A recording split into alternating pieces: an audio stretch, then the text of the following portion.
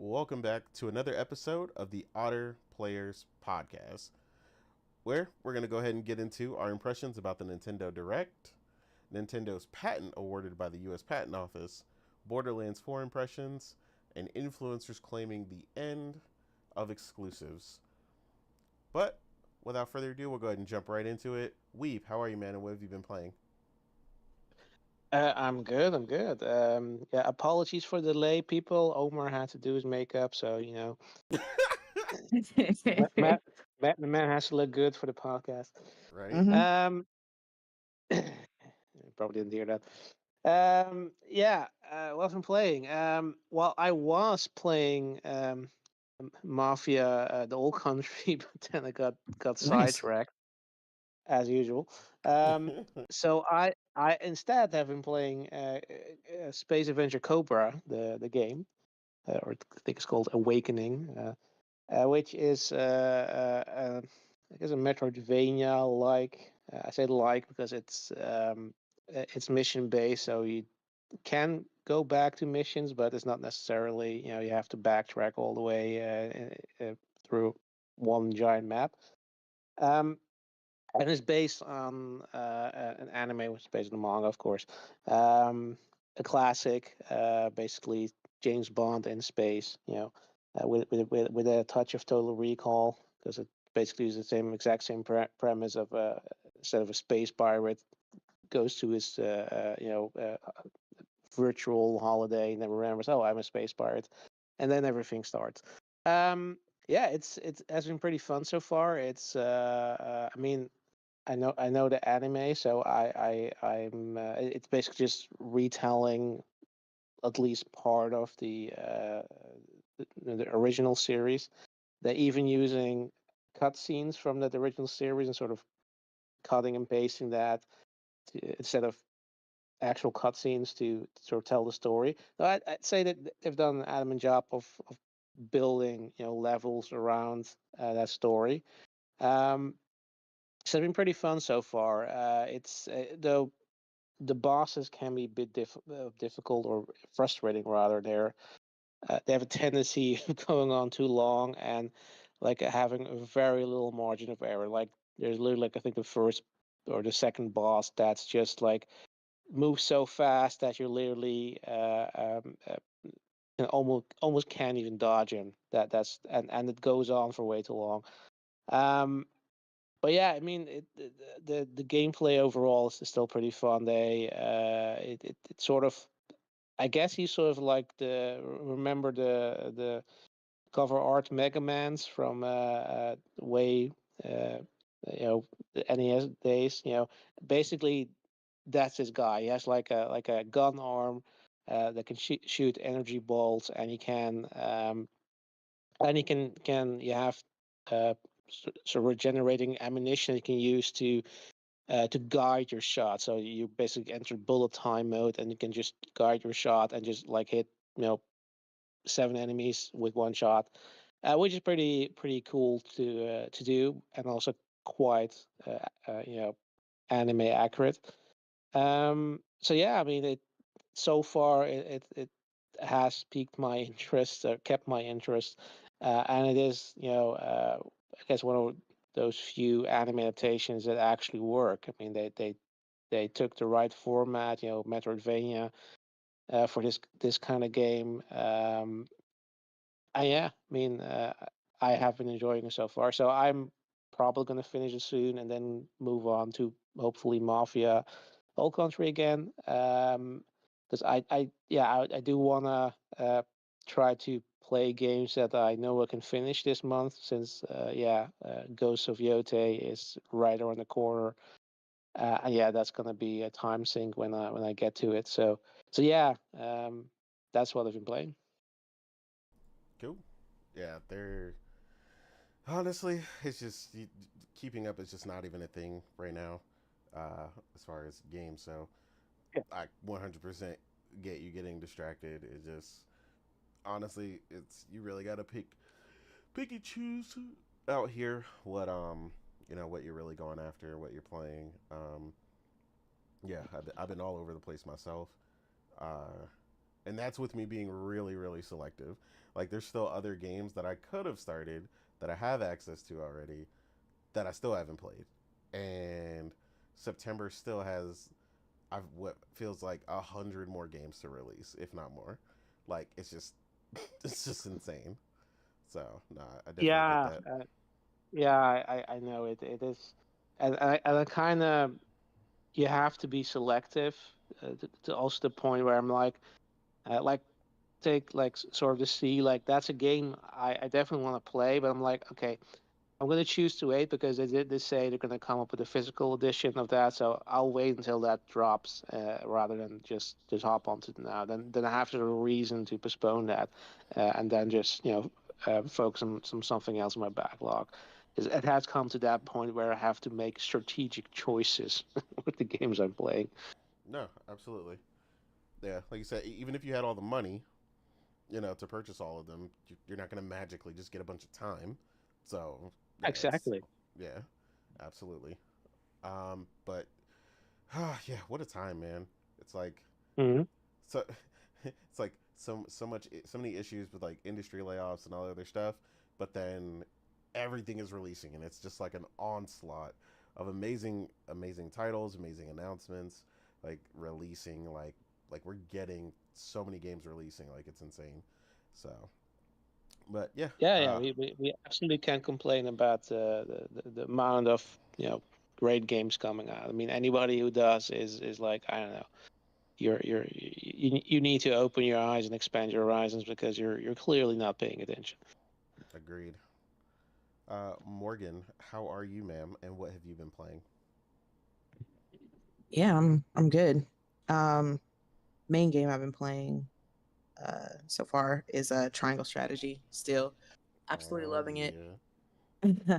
Yeah, it hasn't changed. It's gotten a little harder. I finally got to a point where, because if you don't know, in the game you have essentially convictions. You have to convince your party to agree with the decision that you make. You'll be presented with two options, and you have like seven of your most trusted companions get to essentially vote on what option they want to do. It'll be three of those party members, voting one way, three another way, and then one undecided. And basically, you have to convince whichever side, you know, uh, to agree with what the decision that you want to make. So if there's a side A and a side B, and if you want this, side B, you have to convince side A to come over to side B essentially. Um, and I've been doing that pretty well so far. Like I've had like four or five different decisions I've had to make, and it's been pretty easy to convince the people who weren't on my side to come on my side. But I finally got to a point where I just couldn't convince any of the opposite party members to come and agree with me. It was just like they refused to. And I realized it was because essentially your character has like three different character aspects to them, like utility. Like I can't remember all three of the different character aspects, but essentially you like whatever decision that you make, it falls in the parameters of one of those three character attributes.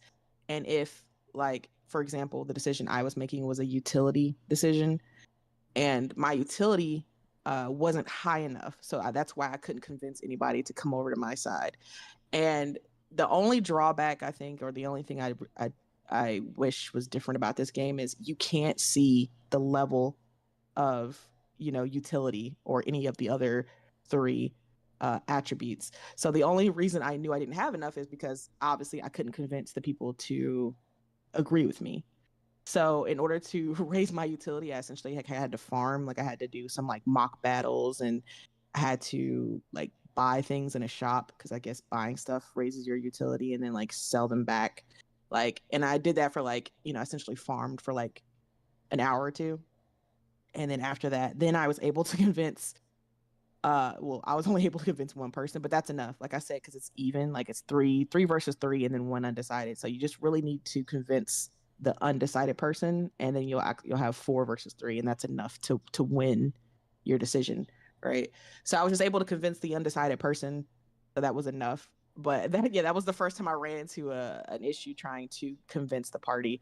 But it was fun, trying to level up myself and get to that point. The story is so good. Like I'm loving it. Like I said, it's essentially like a Game of Thrones, fight, a political battle, essentially. People trying to overthrow, betrayals going on, people undercutting, people you think have good intentions, like, oh, we're trying to help you, but not really. It's more of a power play. I'm trying to get you to essentially owe me so that, I can use that to my advantage and, overthrow your kingdom or something like that. It's just like I love stories like that. Like I like love political intrigue. So this game story is fantastic. Like I love all the characters. I'm definitely playing it in the Japanese dub. Like I refuse to play it in English. Like I listened to it for like the first chapter or two in English, and I was just like, ew. No offense to the voice actors, it just wasn't doing it. So I'm playing it in Japanese. But yeah, it's great. And as far as the combat goes, like I'm really, I think I'm getting a foothold into like the tactical RPG combat. Like it's definitely getting more difficult. Especially when you're adding terrain into the mix. Because if you don't know, with tactical, there's advantages when it comes to height. Like the higher you are on the plane, on the you can be on a roof or higher up on the field or whatever. But the more higher the more higher you are, the more damage that you can do, and that's for both you or your enemy. So you want to be careful, playing on the low ground. I have the high ground Anakin situation. It's over. I have the high ground. Absolutely. But yeah, and also like weather plays into effect. Like one of my characters, she's like sort of like a mage, and her power, she has a fire power, and it's stronger when it's clear outside, right? Obviously, when it's like a clear sunny day. But she's kind of weakened when it's raining outside. So you have to like, you know, keep that in mind when you're playing, because before the battle starts, you're able to pick who you want in your party. Like so far, like I have like essentially, I think like right now probably like 15 characters I can choose from. Like I said, there's only like 7 main characters in the game that essentially revolve around the story, but you have like a base of operations where all of your party members kind of hang out, so you can switch and choose between who you want. Obviously not the main character has to stay, but as far as your other party members, you can choose based on who you're about to fight and who would have a better advantage, and that sort of thing. So it's just like you just have to think strategically about who would be best for the the area you're about to fight in, the character that you're about to fight. Like, do you need more magic based characters? Do you need more like as far as like the arrows, like do you like, are they is there a height advantage so that you can use like bow and arrow characters to your advantage? Do you need a more physically like stronger characters? Like if it's like a smaller area, so you just need just like foot soldiers who can just like do crazy damage. So it's just a good game where like, obviously with any kind of turn-based game, as far as like strategy goes or RPG goes, you have to think strategically. So yeah, I'm really enjoying it. I can't wait to finish it. I'm trying to go on what they call the golden path for this game. So that's like the only kind of strategy I'm looking at, making sure that I'm choosing the decisions that lead me on the golden path, because apparently you can play this game multiple times and have different endings. Apparently that's what you're supposed to do. You're supposed to try to get the different endings. I don't know if I'm going to personally do that, but I'm going to try to get the best one, I guess, on my first playthrough and see how it goes. But yeah, yeah, it is, because a lot of decisions that you make are harder to convince your party to agree with you on those decisions. But like I said, though, so far I'm really enjoying the story. I can't wait to kind of see how it ends, like what's going to happen next. But other than that, yeah, I've also started playing Borderlands. I played only about an hour of it. I know we're going to give our impressions later, so I'm not going to go too deep on it, but I am enjoying it so far. Probably mostly because I'm playing with other people, playing with Innate and Fox Mamba. So it's a lot more fun when you play with friends. So But I don't really have any complaints so far. But like I said, I've only played an hour, so it's hard to give like a full impression of a game, when you only played a little bit. But I'm enjoying it. So No, I think that fits perfectly. Yeah, we'll go ahead and jump to Omar next. How are you, sir? And what have you been playing? So, after finding life, what we've been playing is Borderlands 4. Me and my brother, we finally linked up and started the game. Luckily, I got my game on time. I, yeah, I started at Vex. She's a cool character. I love her, what you call it, skills. Yeah, we're gonna talk about that. That's one of the topics. Other than that, I finished a few DLC in Borderlands 3. Was preparing for Borderlands 4. I tried to 100% everything, but I just couldn't. I didn't have enough time. Yeah. But yeah, these two games are things we've been playing. I mean, ain't nothing wrong with that. Borderlands is a full time job. And Exactly. yep. As for me, uh, whew, man, shit feels like playing a bunch of stuff. Uh, so I did get a chance to play more of Lost Soulside. Honestly, I've been enjoying it. It's pretty good so far. I haven't been running into a lot of the issues a lot of other people have been because performance-wise, I've been playing on PC, so no issues there for me. Um, but yeah, I'm enjoying it. I mean, nothing really elaborate to say about it. Everybody kind of knows what kind of game it is at this point. You either like it or you don't. Um, and then I also tried Chronos, The New Dawn. Um, it took some getting used to. Like, I'm not a horror game person, so uh, for me to even try it says a lot.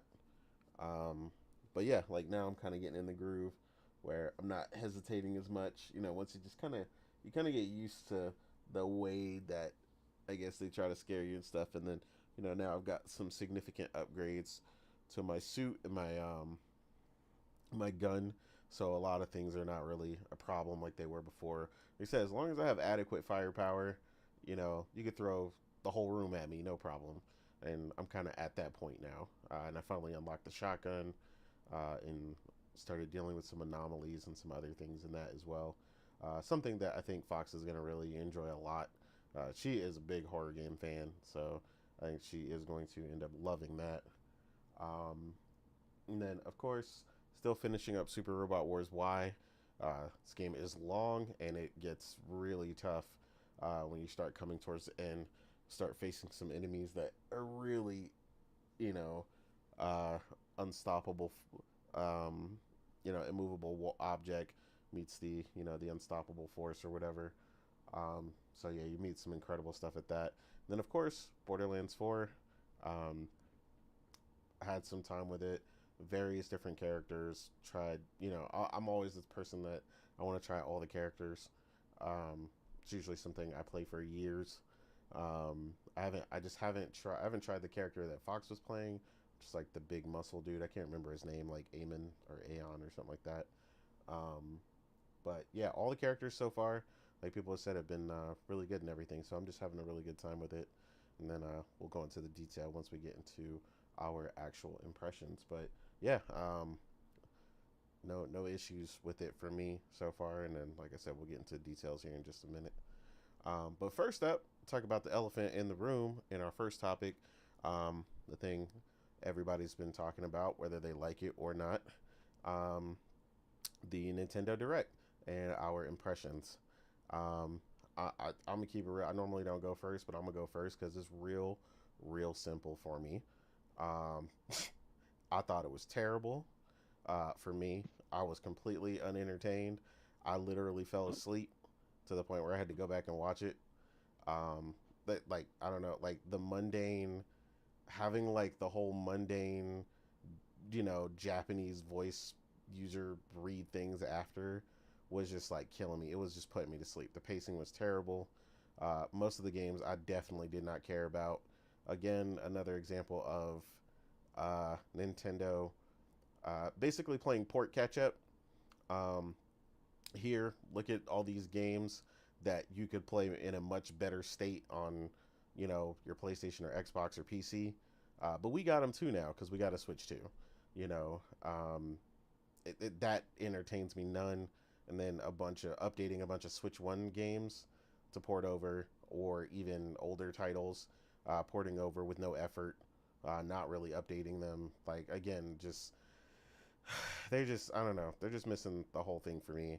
But it seems like a lot of people enjoyed it or were excited for some of those things. I personally am not. Um, the main three things that were shown that I honestly, or four things that were shown that I cared about, but like have most of them don't have anything exclusively to do with Switch. Was the Dragon Quest VII Reimagined. That looked pretty good. We'll see how that goes when it comes out, but I will play that on literally anything but a Switch. And then you had Monster Hunter Stories 3, Twisted Reflections, which has been shown already, but what they did show looked really good. Again, I will play that literally anywhere except Switch. And then there was one. Oh yeah, and then Hades 2. When they showed that looked really good. If I do play Hades 2, it'll be on PC, being 100%. But yeah, the trailer for that looked really good. The team knocked that out the park. They did an incredible job showing that game off. And shout out to the Line Studio, an incredible animation studio for that animation they did for Hades 2. That was incredible. And then, of course, as usual, Nintendo saved the best for last. You had Fire Emblem as their very last showcase. Fire Emblem Fortune's Weave. It looked incredible. It looked amazing. I can't wait to play it. I hope they knock it out the park. I hope they get, all the aspects that OG fans of the series love. While it does, kind of look like they're definitely trying to go back and capture that Fire Emblem Three Houses magic again. You can tell by the way it's structured in the little bit of story snippets we got. But I mean, like, the blonde-headed chick literally just looks like Edelgard's sister or something. To be honest, anyone who's played it knows who that is. But yeah, they're definitely doing the whole, 3 or 4 factions versus each other. Whose side are you gonna pick? So it's very Three Houses without the school this time. Now it's more gladiatorial, fighting for supremacy, in the gladiator arena. So it's going to be interesting to see how that kind of goes.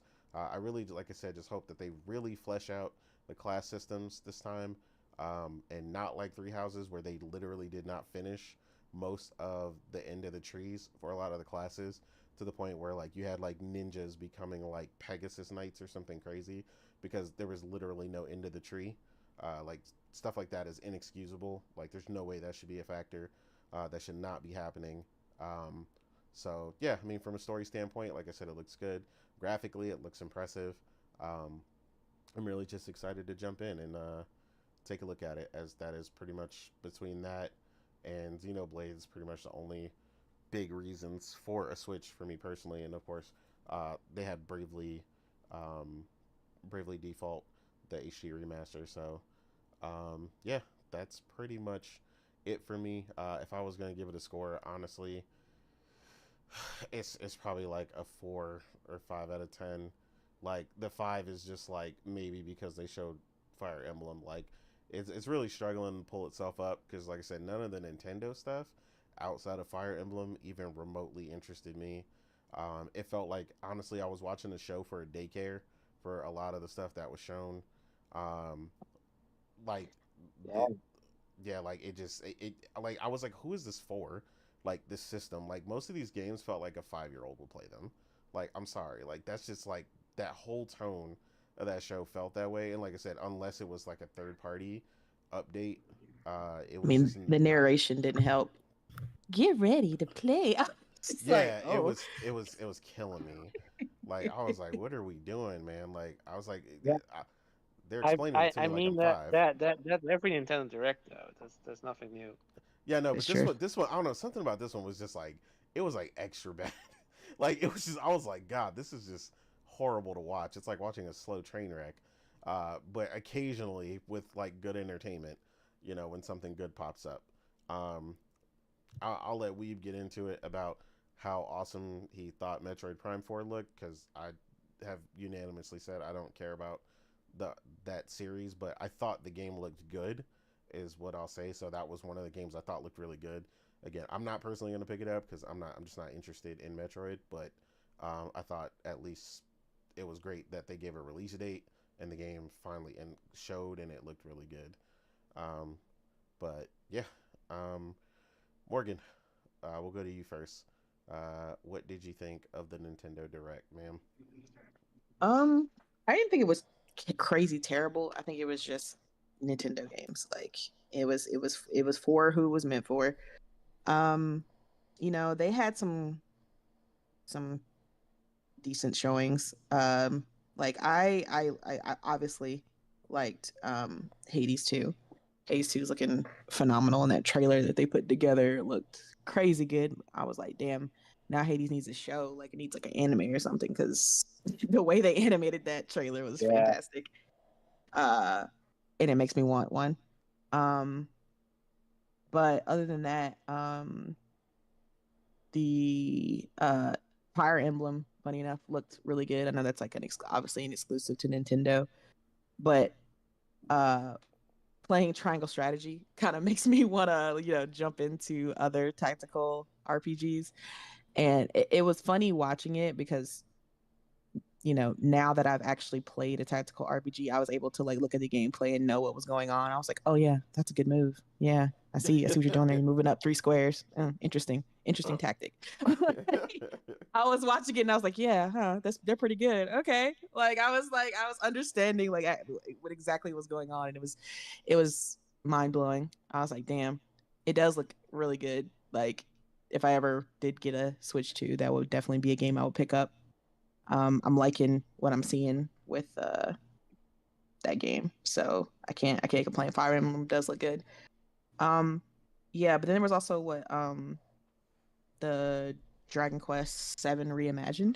I've never played Dragon Quest before, but I've always been kind of interested in those games, and that was definitely something different with that art style.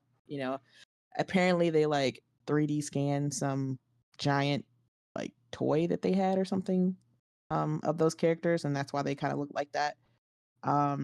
It's very interesting. It does look good, and it's coming out on all platforms. So if I were to pick up a Dragon Quest game, I think that would be one. I'm liking, like, if you know me, I do like, different types of art styles. So that looks pretty good. Funny enough, another game that weirdly interested me was that Pokemon game, the one where you play as the Ditto? the Ditto. Oh my god, Pokopia. But unfortunately, I think Yeah, I the think feeling. it's unfortunately the cute cozy gamer in me. She comes out sometimes, and I gotta like stuff her back inside. Like she tries to fight and be like, "Oh, look at that, it's adorable. You should play that." And I'm like, "No, shut up." I gotta fight it. Like whenever there's like cute animals farming and building and shit, I'm like, "Oh, that looks cute. Like it's fun." And I'm just like, "Shut up, bitch! You're not gonna play that." What they were doing. Yeah. And I was like, damn, that looks kind of cute. But again, obviously Nintendo exclusive. So I just have to sit on the sidelines until I ever inevitably get a Switch 2. But yeah, it was a cute little game. Something different from Pokemon, other than the sad state that Pokemon's currently in, unfortunately. Trying to think of anything else that I liked. They went over because it was the Mario 40th anniversary. Mm-hmm. So they had like a bunch of Mario news, and yeah, we got Mario Super Galaxy 1 and 2 from the Wii. And they didn't even really do anything with it. It's just a straight port. And I swear it's only Nintendo that can get away with that kind of shit and be like, here, you can buy both of these games for like $40. We didn't do anything new to it, but here you go. I think they added some new entries into like the storybook or something, but that's that's basically it. Like no kind of polish or let's up the graphics and the fidelity and the frame rate. It's just straight port. Here you go. I kind of laughed at that. I was just like, yeah. And I mean, nothing's gonna happen because Nintendo is just gonna eat that up, and they're gonna be like, yeah, this sounds great. Thank you, Nintendo. We appreciate rebuying this game with no added benefits for our new system. Appreciate it. Mm-hmm. Yeah, and they showed off the Mario Galaxy movie, which is cool. I did like the original Mario movie, so that's nice. We're gonna get another one. What else? Oh, that Virtual Boy. Oh my god. They're bringing the Virtual Boy back. Oh I my still god! can't And then a believe they had the cardboard audacity. version at that. Like, because they just the success of the Labo was just so phenomenal. They got to bring another cardboard. I'm just like, yo, Nintendo's funny as hell, bro. I swear they troll their fan base. Like, it's just, I was just kind of laughing at that. I was just like, I mean, and I can't. I mean, I was laughing, but at the same time, I can't because people are gonna buy it. So, I mean, Nintendo knows what they're doing. Yep. So, I can already see people lining up pre-ordering that shit. What else? Oh, Mario's coming to Orlando, Universal Studios, which is cool. Maybe I'll go to Mario World in Florida, try it out. I was a little low key jealous. It was only in Japan at one point, but then it came to Cali, so I knew it would eventually come to Florida. So that's cool. Mm-hmm. What else? I think Did you see that's pretty did much you see it. The Monster Hunter Stories 3? Because I feel like you would. Did I what? Did you? I see saw the that, Monster but Hunter I mean, I don't really care about Monster Hunter, so. Okay, so remember though that it's separate and it's turn based. Like it's completely different. Yeah, I mean, I wasn't a fan of the art style though, so I was just like, like. Okay, that's fair. Yeah, I don't know. It's just certain art styles like that are used a lot with turn-based JRPGs that I just don't care about. And it wasn't that interesting to me. That if it was 2D HD, you would have had me. Because like I'm a sucker. I'm a sucker for any 2D HD. Oh yeah, she said the volume was kind of low. So I don't know if you want to fix that. But I'm trying to think of anything else at the direct. Yeah, pretty much everything else was kind of like a blur to me. I was just like, okay, cool. Yeah. They did have like a lot of stuff coming out this year, towards the end of the year, so that's nice. Yeah, but they're ending on a strong note. Yeah, they're ending on a good, strong note, which is cool. The Donkey Kong game got some DLC. That's cool for everybody who has the Shadow Drop DLC. Oh man. I mean, I can't complain. Got a new game, got some DLC. Cool beans. Oh, they did show Resident Evil Requiem coming to the Switch, and my God. Oh, it looks so freaking bad. I was like, it looks just like, it looks just like the base. It looks like I watched a video of the comparisons. The guy who does the the side by side kind of shots of different systems, and it just reminds me of like he compared it to PS5, right?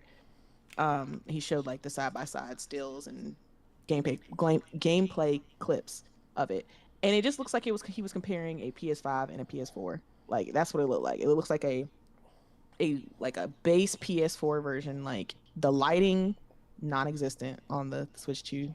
So like the hair dynamics that looked really good on PS5 and the trailers and stuff. Yeah, like you said, it just looks flat. Like it just doesn't move. It doesn't have that bounce, that that three-dimensionality of the hair that we see in the trailers and stuff. The lighting, the shadows is just essentially non-existent. Like so everything, like you said, looks flat. Even the character models look just a tad bit different. You could tell like the like it's just the sharpness and the features are just not there. It's obviously not in the same fidelity as it's on PS5, and who knows? I doubt it'll be running 60. It'll probably be like a 30 lock game. But yeah, it was just not looking. I mean, but in normal fashion, and everybody when I was looking at the trailer, people in the comments, "Oh man, it's so impressive on Switch too," and I was just like, "Sure." Right. If that's where you want to play it, I'm not gonna tell you where not to play a game. If you prefer, that's your preferred platform, and you want to play a game there, by all means, play it on a Switch too. It's just it just does not look that good to me. And for a game and a publisher like Capcom, when they put their all into a game and as pretty as they can get their games running on their RE engine, I feel like it's a disservice to play their games on a Switch, to be honest. Like, it's like they do so much to get the fidelity looking really good on their games. I feel like you should just play that on like a PS5, an Xbox, or a PC. Like, but hey, again, like I said, it's your decision. But yeah, I was just honestly surprised they were putting it on a Switch anyway. But yeah. Other than that, I think that was about all that I really saw from the Nintendo Direct. I mean, it was a long one. They had a lot of announcements, a lot of updates and stuff. So that was cool I'm sure, the Nintendo only owners were happy, a lot of Nintendo game updates. But yeah, it was definitely not a direct meant for a gamer like me, and that's fine.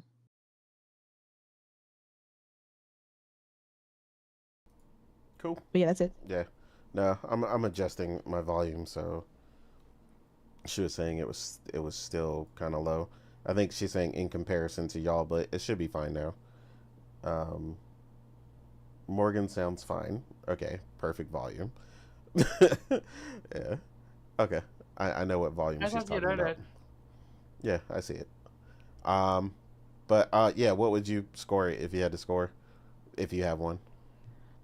I don't know. I really don't like to score Nintendo because I don't own one, so it's like my score is irrelevant, Nah, but I mean, what you I saw, think about you saw if they knocked it out the park. So let's not say that because if sure, they but knocked if they knocked it out the park, it would be because it would be giving things that I want as a non-Nintendo. Exactly.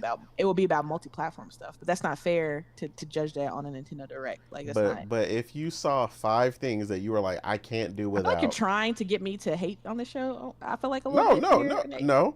I'm saying if they knocked it out the park and you were like, yo, I need a Switch 2 by Christmas. Oh, okay. You're saying if they had enough games to convince me, then you'd be like, oh my God, 10 out of 10. Like I gotta get a Switch sometime. Again, though, I just feel like when it comes to Switch, there's a certain type of game and certain type of games they like to produce, and that's like I say all the time, just because a game is not for you doesn't mean it's bad, right? Agreed. So again, there's plenty of games on there, but they just weren't for me. So I mean, I can't sit here and hate because they just, oh man, how dare Nintendo not cater to me? Like like that they have their own audience and their audience loves what they like. So I mean, it was fair. It was good. It was straight, and they had a lot of games on there, so I can't be mad at that. It was an hour-long showcase, and they had a bunch of updates and DLCs and bringing back games from the past and new games. So hey, Nintendo did what they were supposed to do. So. Man, it was a good showcase for Nintendo fans. Shout out to the daycare getting all the good games. Yeah, you just wanted me to hate on it with you, yo. Hey, look, I'm just saying. Like that E for Everyone title is really working hard. Yo, listen, and that's the great thing about gaming, because there's so many different types of games for every different type of gamer, and that's what makes gaming great. Because if it was a one size fits all, gaming would be shit. So we got all these different types of games for any and everybody. So I will rate the Nintendo game show a not for me. Not for me. Yeah, not intended for me. You so clever. I see you. Too many playing politics. Oh man, I see you. Yeah, but I mean, I judge it on a different scale than I would PlayStation or Xbox, because those are games that. Oh, don't worry. Lots of people judge it on a different scale. yeah, but I just think that because those are the platforms that are aimed at a gamer like me, so I am more, harsh on PlayStation and Xbox because they're making games that are intended for a gamer like me. Nintendo's not, so that's fine. You mean like a grown person? Okay. He says that like he didn't buy the Switch and Switch 2 day one. So just know that Tony is a fraud. He says all this, but his ass was in line at GameStop. They're in the line physically to get both. It was Best Buy, and let's be clear. Whatever. I was picking up Fox Mamba's Switch 2. Okay, but who bought the Switch 1 though? I played it though. Oh, okay. Okay, so Yeah, but okay. but hold on. You But to be played it clear, and you regretted it. no, There- yeah, No, like he like ain't regret And nothing. 30 FPS. Don't put words in his This mouth. He ain't this regret man nothing. showed up for his pre-order in an Ash Ketchum costume. all Yeah, right. he did. He was there. Yeah. He was there, ready to go. He said he getting that mess day one. And don't listen to him. Oh, it was for Fox. Listen, this man would have got it regardless of whether Fox got it or not because he wanted to be there day one. I don't know why he's sitting here front trying to hide behind Fox. Like, oh, it was hers. Yeah, because you were behind her ear whispering to her to get it. Like, you not slick. This is what you always do. Fox likes tech. And let it be known on this show. Fox likes tech, and Fox will get any tech that she wants. Yes. And when she tries to buy tech that you don't like, you're in her ear telling her not to get it. But when it's stuff you do like, you just kind of sit on the sidelines and kind of like push her to buy it. So don't even do that. Don't even hide behind her like that. You wanted it because I tell you right now, when he got it day one, who was the first one playing it? It was you. You were on it first. But that's because she had to go to work. Out the box. Oh, that's because she had to go to work. And it's 'cause I don't care about Nintendo. Hey, wait. No. I said play on it. I said the only game they were releasing, which is all I've played on it, that was new, was Bravely Default, and this is the only game I've still played on it. Okay, and then when that Fire Emblem come out, who and I said that? And I said Fire Emblem whenever Fire Emblem wasn't announced yet, though. Right. I said Fire Emblem. Fire Emblem is the one thing that they still make besides whatever Monolith Soft does. So 2 games because they have flat out ruined Pokemon. So Pokemon hasn't been shit in forever. So they're on the decline. I'm just saying. Oh. Okay. They're just lucky nobody else makes Fire Emblem. The decline. They're on the decline. Yeah. But he always there. They want to pick him up because if a Switch 3 was dropping about 4 or 5 years, he'll be there day one. This man, they're picking up a Switch 2. No, it's not for me. It's for my girl. No. Hey, look. This just kind of proves the argument that exclusives do work because regardless of how shitty he is and about talking about, and I will not argue that all day long. He will be there fucking day one. I shitting on it. But look, I bought a new 3DS XL just to get the Fire Emblem version. Like I'm not gonna tell you no. Like look, I know they work. It's these motherfuckers in the streets out here claiming, exclusives are unimportant. Right. So they're definitely important if you ask me, but motherfuckers claim they're not. So Nintendo, I hope you listening. Exclusives are not important. So go ahead and launch Fire Emblem on the PS5 so I can not pick that shit up on the Switch. Listen, I'm gonna tell you right now. Again, he talking shit. But even if Monolith Software started putting games on PC or Fire Emblem, he'd still be picking up a Switch, bro. Don't listen to him. Nah, he would stop. That'd be a rap. I'm gonna keep it real. It'd be a rap. Nah. I could get Xenoblade Performance. He'd be like, I just, I did it for the tech, It's just, I'm just curious to see how the Switch. I'm like, shut up, bro. Like, nah. Ass. See, that's the rest of those people that are out here buying Cyberpunk on their Switch 2s. Yeah, I'm not that person. Yeah, look, and I know some of them people personally. And all of 720p power. I definitely do not. Okay. Struggling to hit 43 FPS. I'm good. I'm good on that. 40 FPS works on a small screen, That's what they tell me. Weeb, how much did you love the Nintendo Direct, sir? 11 out of 10. As you should. Is it all Metroid Prime doing the heavy lifting here, or I have to compensate for the haters. There you go. Yo. I mean, like, I didn't hate it. Like, I went there with, I know it's Nintendo. They're gonna have the corny ass, narration, the stupid CEOs with their stupid gestures, and have a lot of mobile looking games. Sure, but they delivered on the games that I wanted. And I liked it.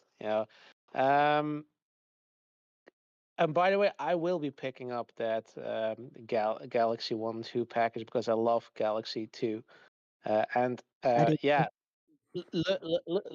at Nintendo finally figuring out, hey, we can also just sell our games like normal people instead of, we're gonna release it, but it's a limited edition, so and after X amount of time you can't buy it anymore. Like, come on, Nintendo. Like you're trying to create scarcity for software. Like it's absolutely insane. Agreed.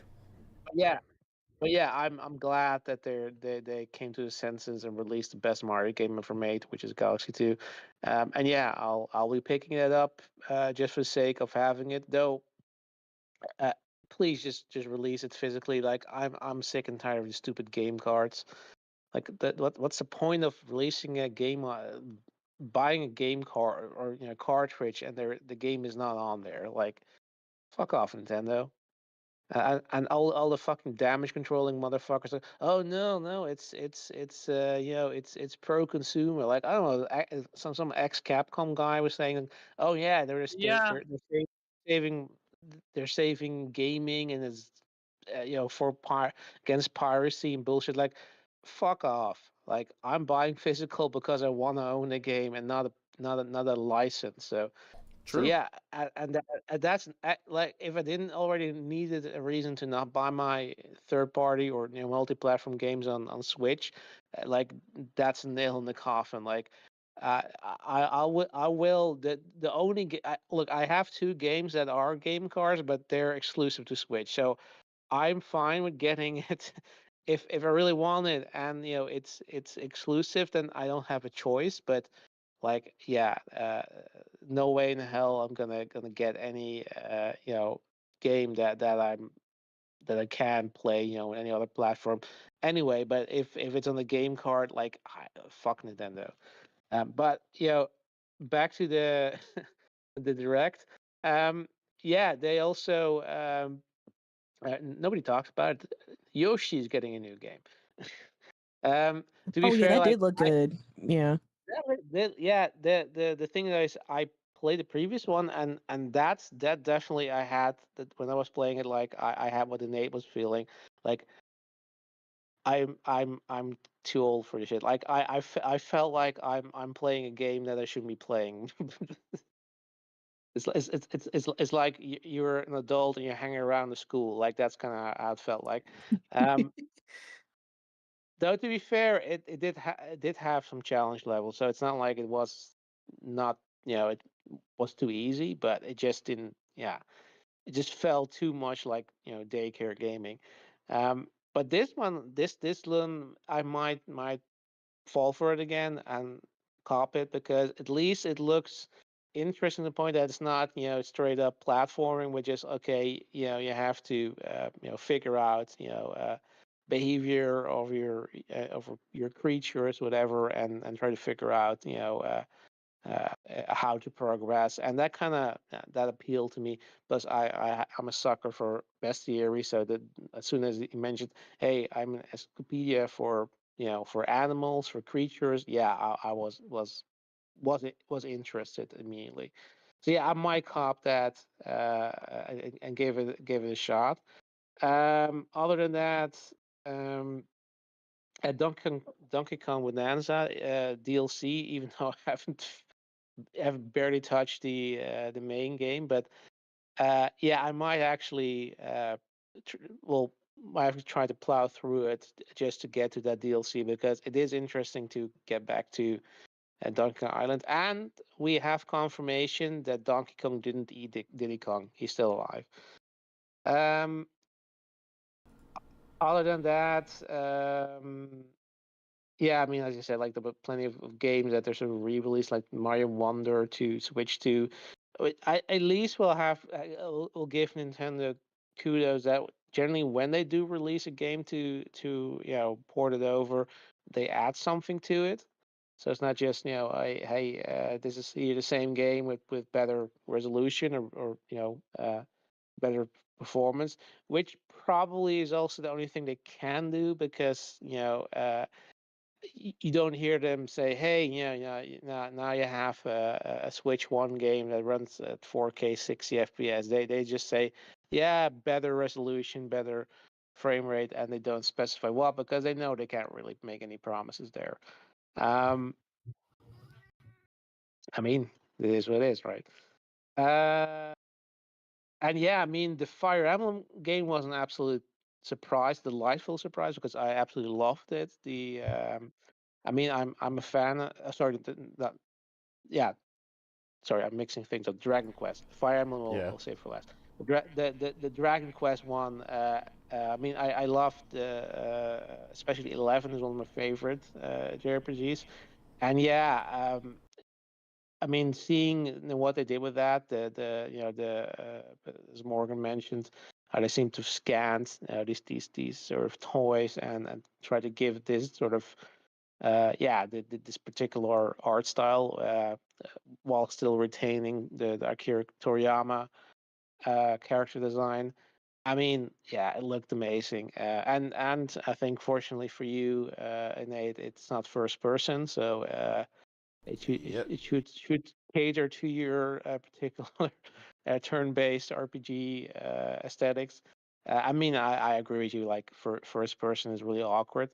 Um, but yeah, I mean, I'm looking forward to that one, and it's coming very soon. And I hope that they're gonna release the collector's edition here in Europe, because that they tend to be a bit iffy about that. But I mean, what I saw from that, like that bottle and the stuffed slime toy, like, yeah, I mean, Yeah, that uh, actually looked good.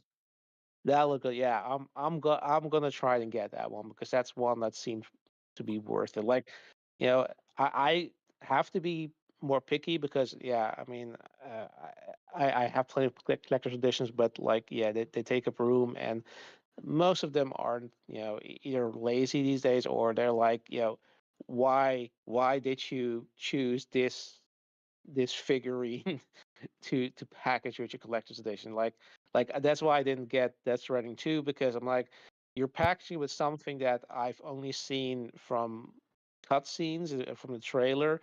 You're acting like I should be excited for this, even though I don't know, how that factors into the story. And like, it would have been better if they just had packaged with the base Magellan without the extra appendages. Um, that's like in the end, like, maybe small spoiler, but in the end, like, it doesn't really matter that much. Like, it just shows up in the end. It's a cutscene. The scene in the background. That's about it. Like, really missed opportunity there. Like, they should have taken a page from the book of Bayonetta 3, where you can actually do fight with your kaiju's.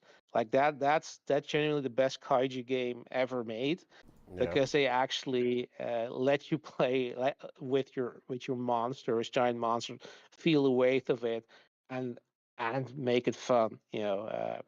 I wish that they made Godzilla games like that, but sadly, they're unfortunately almost uniformly trash. Um, and yeah, I do also have to say that that Pokemon game. While I'm not really into Pokemon, and it did look like sort of Minecraft, Animal Crossing, blah blah blah, sort of that kind of vibe. But it did, like, I sort of, not necessarily for being cute, but just for being weird, because like that Dido The fact that it was a girl Ditto was weird. looks I love it. so fucking freaky, and I It love it. Like, was like, To and be Ditto, fair, that's something Ditto would Dido do have too, so that makes sense. Dido have always been weird in Hmm. Pokemon games. yeah, no, but I like weird, so that's sort of where it piqued my interest. Like, yeah, I might check it out, because especially if they're gonna go all in with the weirdness and just say, yeah, I don't know, like if there's like a story there where I don't know, where the Dido is gonna impersonate, like, I don't know, her is that Pokemon trainer, and just gonna interact with people, and pretend they're a person, like that would definitely sound like fun to me. And of course, Metroid Prime Beyond finally getting a release date. It's still coming out this year. Unfortunately, past the cutoff date for the GOTY. So yeah, otherwise we we would have won. But yeah, I mean, I liked it. Like they showed off the new bike gameplay, so it seems to be. I mean, the game in a sense because it was a sort of a first person Metroidvania where you sort of did already have an interconnected world, so you could backtrack there. But it seems like they're trying to expand the area. I suppose you're probably also restricted to that planet, but which I guess is sort of generally par for the course. But except for the third one, you could actually go to different planets. So it seems like they're just saying, okay, we're just going to make it as big as possible, and you have to traverse with your bike. Well, it looked pretty cool, including of course an Akira slide. I mean, you can't have a bike in a game without it, but even incorporating that in as a move, like I love that. Yeah, I mean, it looked really good. I'm a huge Metroid fan, though mostly the traditional Metroid, which is the main series, is a spin-off series. But yeah, I mean, I'm glad that it's still coming this year and it's coming at the right time because it's right before Christmas. I don't think there's much, at least as far as I can recall, that's coming out around that time that sort of could compete with it. So yeah, I mean, I liked what I saw, and I mean, I already pre-ordered, but I'm convinced that I made the right decision. I might, if I don't know if they announced any kind of collector's edition, I might go for that instead if it's if it's anything good. So though I may get that amiibo with the bike because yeah, I mean I don't have that many, but if it's cool, I will get it, and that looked pretty cool. Though I can imagine they're gonna charge you a premium for that because, of course, Nintendo being Nintendo. Um, and yeah, other than that, yeah, the only thing left, I guess, is Need Fire Emblem, which looked really good. I mainly still have to finish Three Houses. I think I'm not sure if that's confirmed, but I saw somewhere somebody saying that it was a sequel to Three Houses. So I'm I don't not. know if that I'm means not you. sure. I'm not sure No. if it's that closely tied Oh, yet. I think people are just kind of assuming because it kind of has that same vibe. Because like I said, like the blonde headed I heard you girl say. Yeah, looks like yeah. Edelgard and stuff. She talks about being a queen. So I think people are like, most people are saying it's loose ties, like as in like it looks like they're gonna structure it kind of in that like Okay, okay, red yeah. yellow blue adversaries kind of thing. But yeah, no one really knows if it's like 100% like, oh, this is the Three Houses too, like kind of thing. Yeah, Yeah. okay, I got you, Yeah. got you. Yeah, yeah, you don't know Fire Emblem games. They're I don't think many are really directly connected, right? Because I Mm-hmm. remember the ones on the Switch, they had a sequel, but yeah, but it doesn't necessarily matter.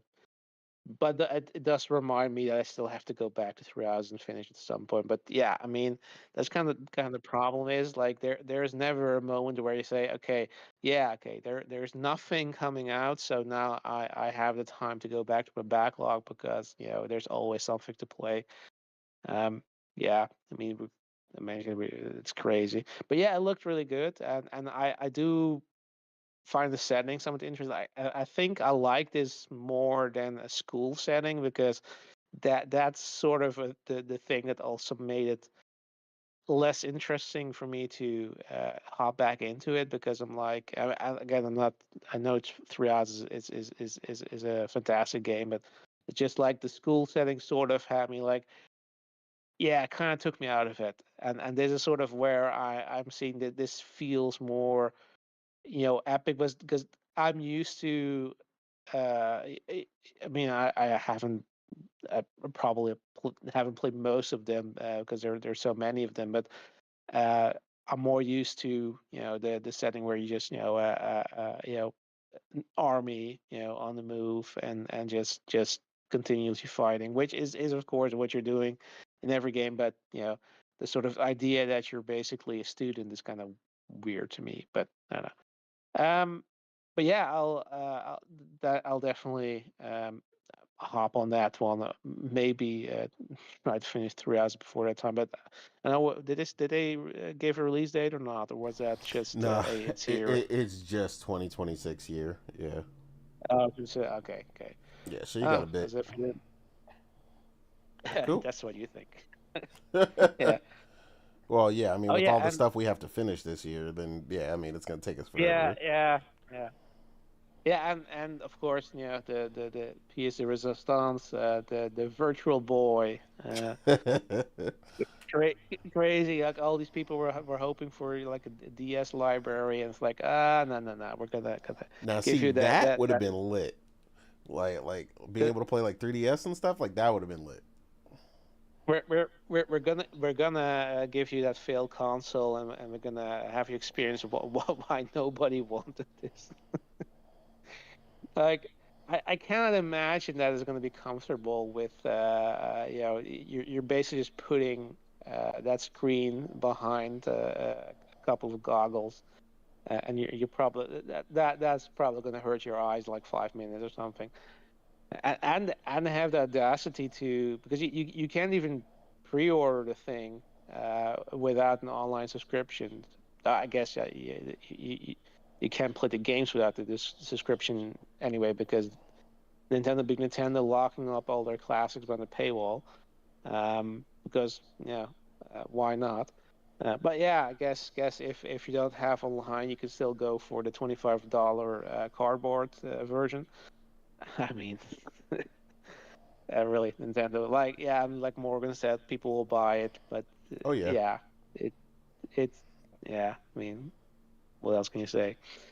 Yeah, I mean, like I said, I definitely enjoyed it. Like I can sort of cut through the fluff. Like I was just watching it. Like if it's nothing interesting, I'll just tune out. But like when they gave me what I wanted. I wanted to get a release date for Prime 4. I was surprised with the Dragon Quest 7 remake, which I definitely liked. Um, you know, and Galaxy 2 getting re-release. I mean, I'm on board with that as well. So yeah, I mean, I overall liked it, so I'm not really complaining. Cool. And last but not least here, Omar, what did you think, sir, of the Nintendo Direct? So I didn't watch it beforehand with you guys. I watched it on my own later. I literally before the show started, and all I'm gonna say is I skimmed through it for like 10 minutes, and I want my 10 minutes back. That's literally it. Like Nintendo normally does phenomenal showcases, in my opinion. There's a lot of time where I'm like, okay, this game look good, this game look good, this game look good. With this one though, holy shit. First of all, I didn't even focus on the whole kitty talk because it's Nintendo, they got a kitty talk. What I will say though is the amount of not per se kiddie games, but like kiddie games, if that makes sense. Like Nintendo, you just said you wanted to what do you call it, to be the grown-up console. What happened to that? This this was atrocious. This was so bad. Some good things from it, like for example, Monster Hunter Stories 3. I truly hope they fix the issue that I have with one when it comes to the monsters. Not have such a terrible capture rate. Other than that, I haven't played two, so I can't comment about that. But apparently, you, at least from three, you're no longer playing by yourself. You have people that join you, so that's gonna be cool. And the way that your traversal in the game is looking phenomenal. Cause God knows in Monster Hunter 1, traversal is by your monster, and most of the time it's slow as fuck.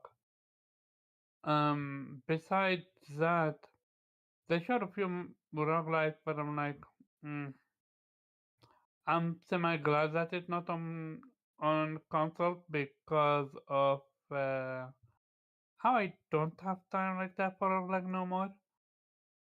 Also, it looked not boring, but like a little bit generic.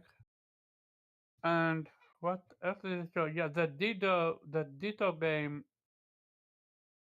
looked cool for the people that want to play it. I'm like, Ditto Fates have always looked, you call it, derpy, even in the anime, if I remember correctly. That's how you literally know who Ditto is.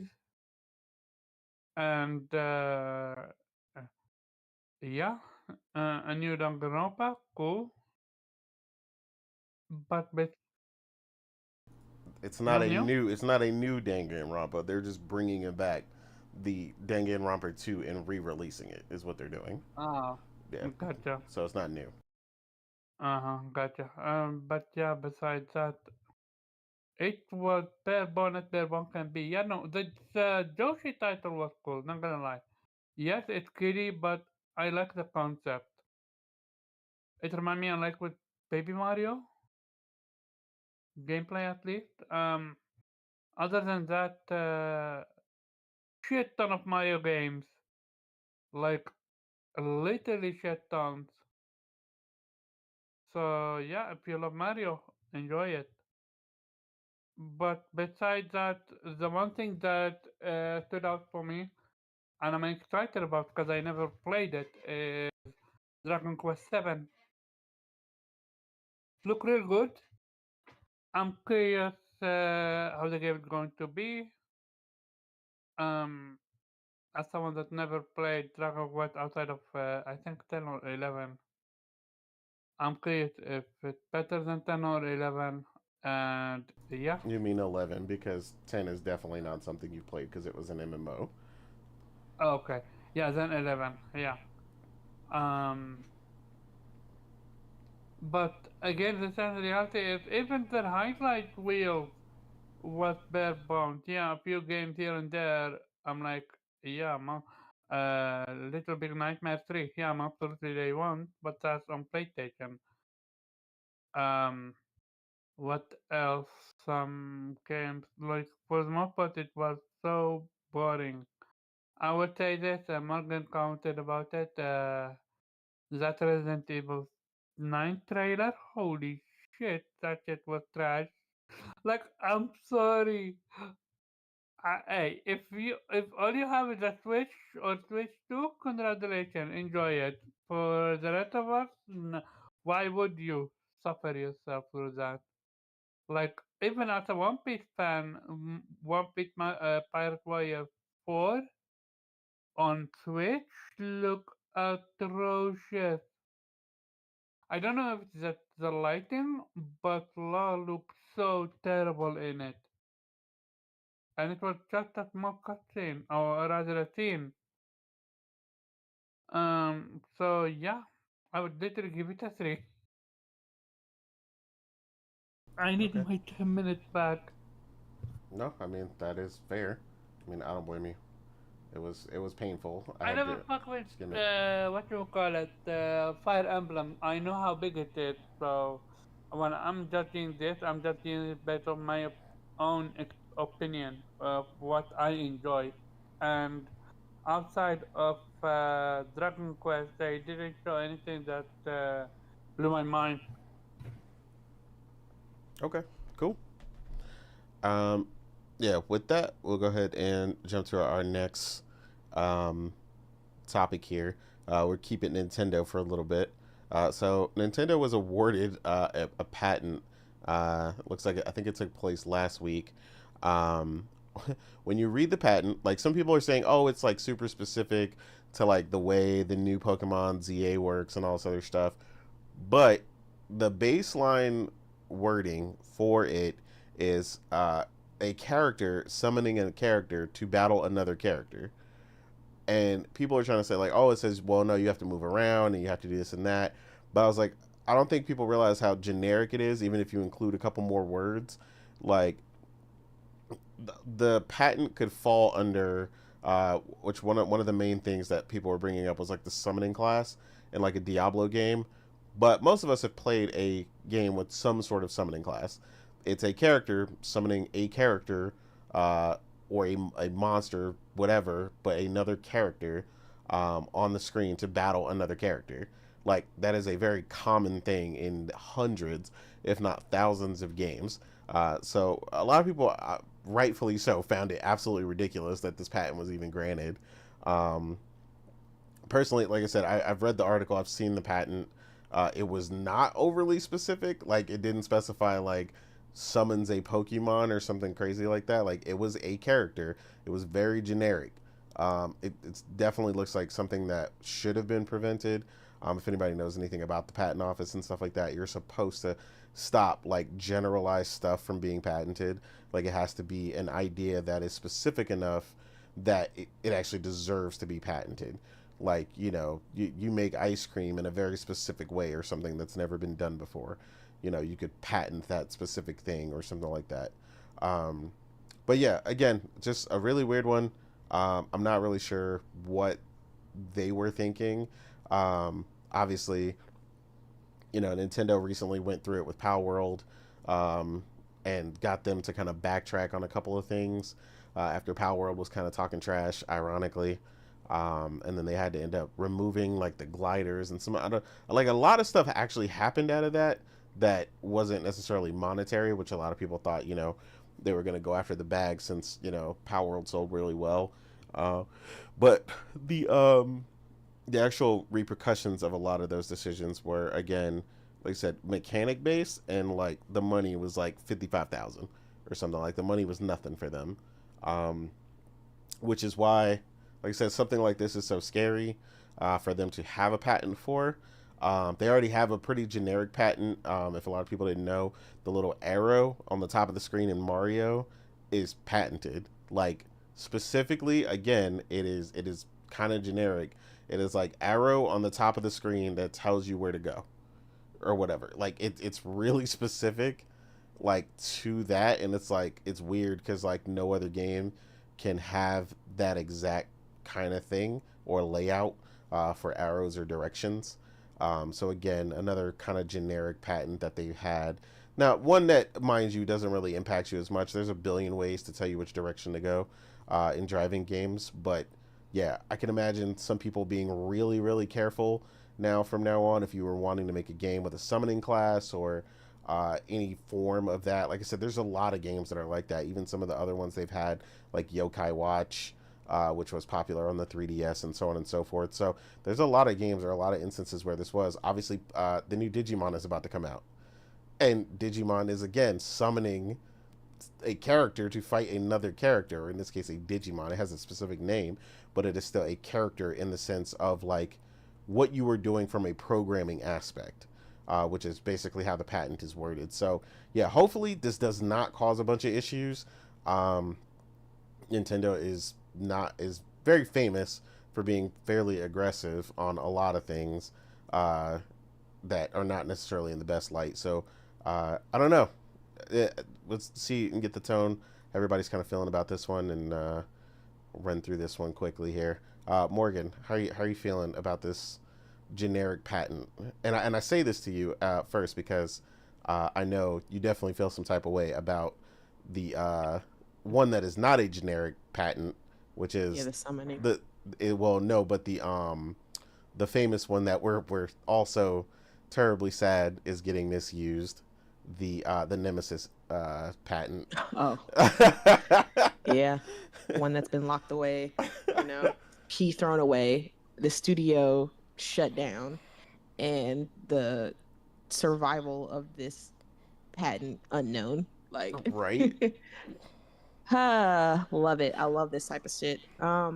These are the kind of things I really dislike about gaming, is when these publishers patent mechanics that would otherwise, do nothing but help improve gaming overall. Like, I mean, think about, like, the Nemesis system came out in 2008 8 or 11 or something, right? Just think about how far we probably could have gotten in gaming if it wasn't patented, and other developers got to utilize the Nemesis system. Probably how far it would have been upgraded, like the amount of gameplay mechanics that could have been utilized in different types of games that we could have had by now if there wasn't a patent on this damn system, right? Agreed. And then here comes Nintendo, like, oh, okay, we're gonna put a patent on something so fucking basic like summoning, like. And you can tell by the fact that this wasn't even disputed by the patent company that they don't know shit about gaming. That they were just like, oh, okay, approved. Exactly. Like, no type of fight, nothing happened. It was just automatically approved because here comes this big, powerful company, Nintendo, and they want this gameplay mechanic locked away. And it's like so basic of a mechanic too. And it's just like, I'm just thinking about like, specifically, I'm gonna be selfish about it, but I'm thinking just about like Persona, like, or a game where you consistently summon characters to fight for you. Like, I'm just like, Yeah. so are they gonna sue when Persona 6 comes out? And like, oh, you're summoning, you can't do that. That's our thing. You can't do that in this turn-based battle. That's our thing. And I'm just like, is this the step that we're gonna is this like the first stepping stone to what's gonna happen, where it's gonna become a patent war, where game publishers are just gonna start locking away mechanics because they fear that if they don't, dangerous. somebody else is gonna do it. And so it just becomes this whole war of, okay, I'm gonna lock away this gun mechanic. Okay, I'm gonna lock away the way this character walks mechanic. Okay, I'm gonna lock away how you can scavenge in this one game mechanic. Like, is this what's gonna happen? Like, where it's gonna be every man for himself and every publisher has their own specific mechanics that they can only do for their games and nobody else can? Like, I don't want to live in that type of world, because this is how you stifle creativity. Again, like, I'm gonna go back to the Nemesis system again, like, of how far we could have gotten with that system, because that's such a cool and unique thing to think about when you think about fighting an enemy and they learn from you, and they come back later stronger, with vengeance because they've learned the way you fight, and like, just the thought process of that and how that could have been utilized in so many other games. It kind of just pisses me off that the candle on top of the cake that WB just decided to shut down that studio entirely, essentially close the studio and then cancel the Wonder Woman game that was supposedly using the Monolith tech too. So it's just like, I don't know. I don't like, but it's not even surprising because this is the shit Nintendo does. I mean, we saw it with, how maybe this is like the kind of their answer or whatever to how Power World has seen so much success, right? And we all know what happened with Power World. Like, here comes this Pokemon-like clone, right? That was available on all platforms, that had tremendous success to Nintendo's disappointment, right? That essentially made a more of an adult-like Pokemon that everybody could play. And Nintendo got very upset about that. They sued, and they won their little lawsuit of kind of getting monetarily compensation from this game for whatever was agreed upon. But it's just like, mainly I feel like the mechanics removed was exactly the and big I thing. think this is a follow-up to that. This is just them trying to be like, all right, we're not going to have a Power World situation happen again, so we're going to lock down our summoning, right? I feel like this is just a complete answer. This is just like a complete reaction to what happened with Power World. Like, we don't want this shit happening again. Power World, broke Steam records, right? They had like 1 million people playing or whatever at one point. It was just popping, right? And Nintendo did not like that. That they see that as like almost essentially like, using mechanics from our IP and building on it and making a buttload of money from it, and without our permission, essentially, is how they felt. So this is a reaction to that situation. They're like, we're not gonna let that shit happen again. So we're locking one of our the main mechanics of, you know, Pokemon, the thing that makes it so popular is the summoning of the creatures, right? The summoning of the creatures on the field to fight for you. That's like the main mechanic of Pokemon. So they decided we're gonna lock that shit up so that nobody else can use it, nobody else can profit off of it, like how Power World did, and make millions. We're gonna stop it before it gets out of hand. And I think that's just what this situation is, and it's very unfortunate because, again, I know this is coming from the non-creators. This decision is not coming from the creative side of Nintendo. This is coming from the suit side. Absolutely. The people who want to gain as much money as possible, the people who really don't care about the creativity of gaming, the people who just care about, all right, we need our profits going up, right? Because I don't think any of the devs of Pokemon or any of the developers in Nintendo would give a shit about, you know, other games using mechanics similar to Pokemon. I don't think they would care. Because if, like I've said, I if mean, anything, several games have been similar to it. They just haven't been Yeah. that successful, so they haven't cared. exactly. Yeah, so they haven't cared. But then, like I said, when Power World comes out and just makes millions and is like the industry darling, that's when Nintendo started having an issue with it, right? So it's just like, again, like I said, I don't think any of the creators of in Nintendo would care about this. I mean, I see all the time online how whenever a game is compared to another game or has like similar mechanics of another game, you see like the devs of like that original game, you know, celebrating that. They're like, oh wow, Sure. yeah, that's awesome. We love it when when other devs use the stuff. That's a really cool way that you applied that, yada yada yada, right? Like, I don't think Naughty Dog cares that Korean game is kind of using that The Last of Us style Like their kind of combat animation. yeah, their kind of combat, their kind of movement that The Last of Us Part 2 has. Like, it's very similar to The Last of Us Part 2. So much so that my brother, who's a casual, right? I showed him the trailer and I said, "What does this game remind you of?" And within like 5 seconds, he was like, "Oh my god, that's The Last of Us 2." It's just like, yeah. And it's just like, I don't think Naughty Dog would give a damn about that. Like, they would probably look at that and be like, "That's cool. That's very cool that you applied that." And it, again, it stifles creativity when you lock mechanics and gameplay, things like that, away because of the potential of what other developers could do with it. And it kind of makes me think about how, especially in our current climate of gaming, indie devs and games are a big inspiration for a lot of AAA games. That's where a lot of the creativity is nowadays, is Absolutely. in indies. And a lot of gameplay mechanics and story beats and things like that start on the indie level, and big AAA games see that and they apply it to their own games. Like, I mean, a lot of games took stuff from like the original Silk Song and stuff and applied it to theirs, right?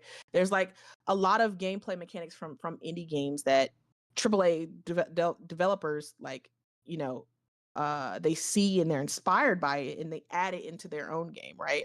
It's like, you know, we if there's played no issue, Bloomtown. You know, yeah, imagine if Persona, you know, had patented their stuff. locked that stuff away. Blue Yeah. Talon is essentially like an indie Persona 5, right? And I loved it. It was fantastic. It was a great little game. And like you said, imagine if, you know, Sega had locked that mechanic down so that only Persona could do that. Then we would never have gotten that game. Exactly. And that would have been sad, because that is a great game and I hope they get a sequel. I hope they make another one. But it's just like again, games inspire other games. I mean, we Game A hear it always literally inspires all Game the B. time.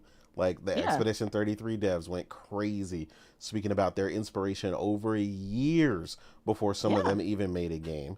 And the same thing for Phantom Blade Zero. You know, he talked about not only video games but movies that they designed some of the skills around. So I mean, Exactly. they're getting it from everywhere. That is what, as a creator, as an artist, that is literally that's your bread and butter. Inspiration from other artists is literally how things get better and things are created, because of what came before, what inspired you to make this game. What, you see one game and you're like, man, that would be a really cool mechanic I want to add to my game, right? And you build upon it, you make it even better, so even more people are want to play. You get more people want to play that, and they're like, "Oh yeah, I was inspired by game A," and then you get people to go back and play the game that inspired the game that you like. That's the kind of the thing. That's like one hand scratches the other. That's what creativity is about. Exactly. And all I see right now is Nintendo just stifling creativity by locking a basic mechanic of summoning behind a patent. Now it's going to be very interesting in the next few years to see how far they'll push it. Like, will they allow other games to have summoning, or is it going to be like a specific style that they'll go after? Right? Yeah. So like, I'll clarify something just to be specific, but I still don't Yeah. think it changes it very much. So the person lists each part of the patent, right?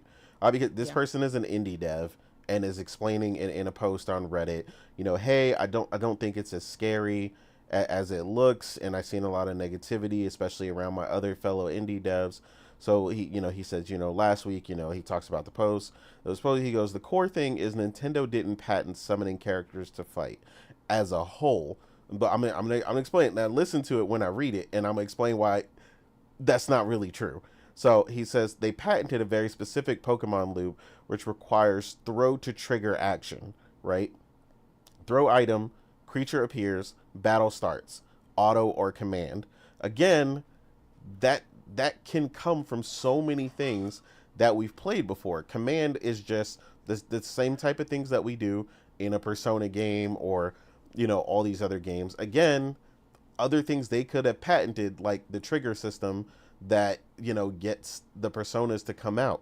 Like, they could have patented several versions of that system, right? So in this case, they're saying throw object. What object? So it's not a Pokeball specifically, so that means throwing any Exactly. object that would summon something that would then fight either auto battle or like a command. card? Yeah, yeah, exactly. So, like exactly. a card, because there's plenty of card systems that get thrown, like, to Exactly. as far as card-based RPGs. So it's like, how far is Nintendo willing to push it? They're like, Thank that falls in you. the parameter of our patent. We could in fact sue. Like, I mean, I know people think Nintendo won't, but let's be real. Nintendo's petty. Okay, they don't even like their fans having fun with their games, Oh, right? yeah, they shut down a charity recently They for shut using down their game. charities based around Nintendo. You going around and Nintendo, you're not even doing anything bad with their IP, right? If anything, you're marketing it and putting it in a good light. Nintendo's nah. We didn't fund that. We didn't directly give you permission, so we're shutting it down immediately. Like, that's just how Nintendo is, and they've always been like that. Like, even Nintendo content creators have to be very careful about how they speak and do Nintendo things, because I wouldn't ever want to be a Nintendo content creator. It's just there's just too much that you have to be careful about when you talk about Nintendo. And it's like, Nintendo ninjas, that's a joke for a reason, because they will send the ninjas out and they will shut your shit down immediately. So, like I said, these next few years are going to be very interesting to see how Nintendo moves based on, because it's going to be, especially when it comes to like RPGs, it's going to be very interesting to see how summoning RPGs are going to get treated by Nintendo. Is Nintendo going to do anything? Are they going to let it slide? I don't think they'll do anything with Persona, because they have such a good relationship with Sega. I don't think they will, and they don't really throw the thing for that. Yeah. So that's fine. But then, like I said, there's another one that you definitely got to play at some point, which is Ni no Kuni. Ni no Kuni, famously is about capturing, the things, and then when you start the battle, you throw them out, and they're in like a sphere of light until they spawn, and then they spawn into a creature who then does what? They auto battle, and you can command them. Like, this is what we keep talking about. Like I know the guy's saying, is there a new it's one specific. coming out soon? Not that I know of, but like I would fear that we wouldn't get another Ni no Kuni. That studio's probably nervous as fuck now. They're like, well, shit. Are we going to be able to make another one? Yeah, and they would. I would be nervous. Nintendo, and Ni no Kuni is also Nintendo, so it fucked up all around. Now you're fucking up other people livelihood with that one. You mean they're also Japanese? Because Ni no Kuni is not a Nintendo thing. You said Ni no Kuni is Nintendo. Nintendo, Ni no Kuni is on Nintendo, is it not? Oh, it's on Nintendo. You said it is Nintendo. You said it is Nintendo. No, I said on Nintendo. Oh, well, it sounded mean, like you said is. I thought he said Okay, is. my bad.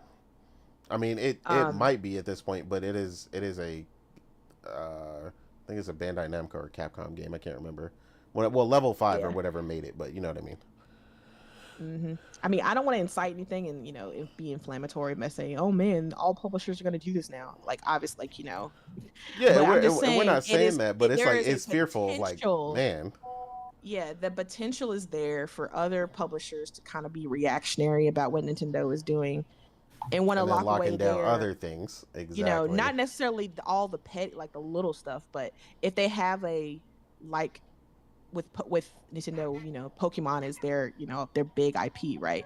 And if PlayStation has their big IPs, like something locking away something that specifically The Last of Us or God of War or Horizon is known for, just so other developers don't do it, right? Or Xbox locking away something specifically that Halo does or Gears whatever does, so that nobody else does it, right? Exactly. Like, I think that is a very dangerous game to play, and that all that does is, like I've been saying, is stifle creativity. Like, this is a space that thrives on inspiration, right? This is a space, like artistry is built upon inspiration. So if you keep people from being like inspired by the games and wanting to use certain mechanics and build on certain mechanics, then yeah, that's a great thing to do. Lock it away forever.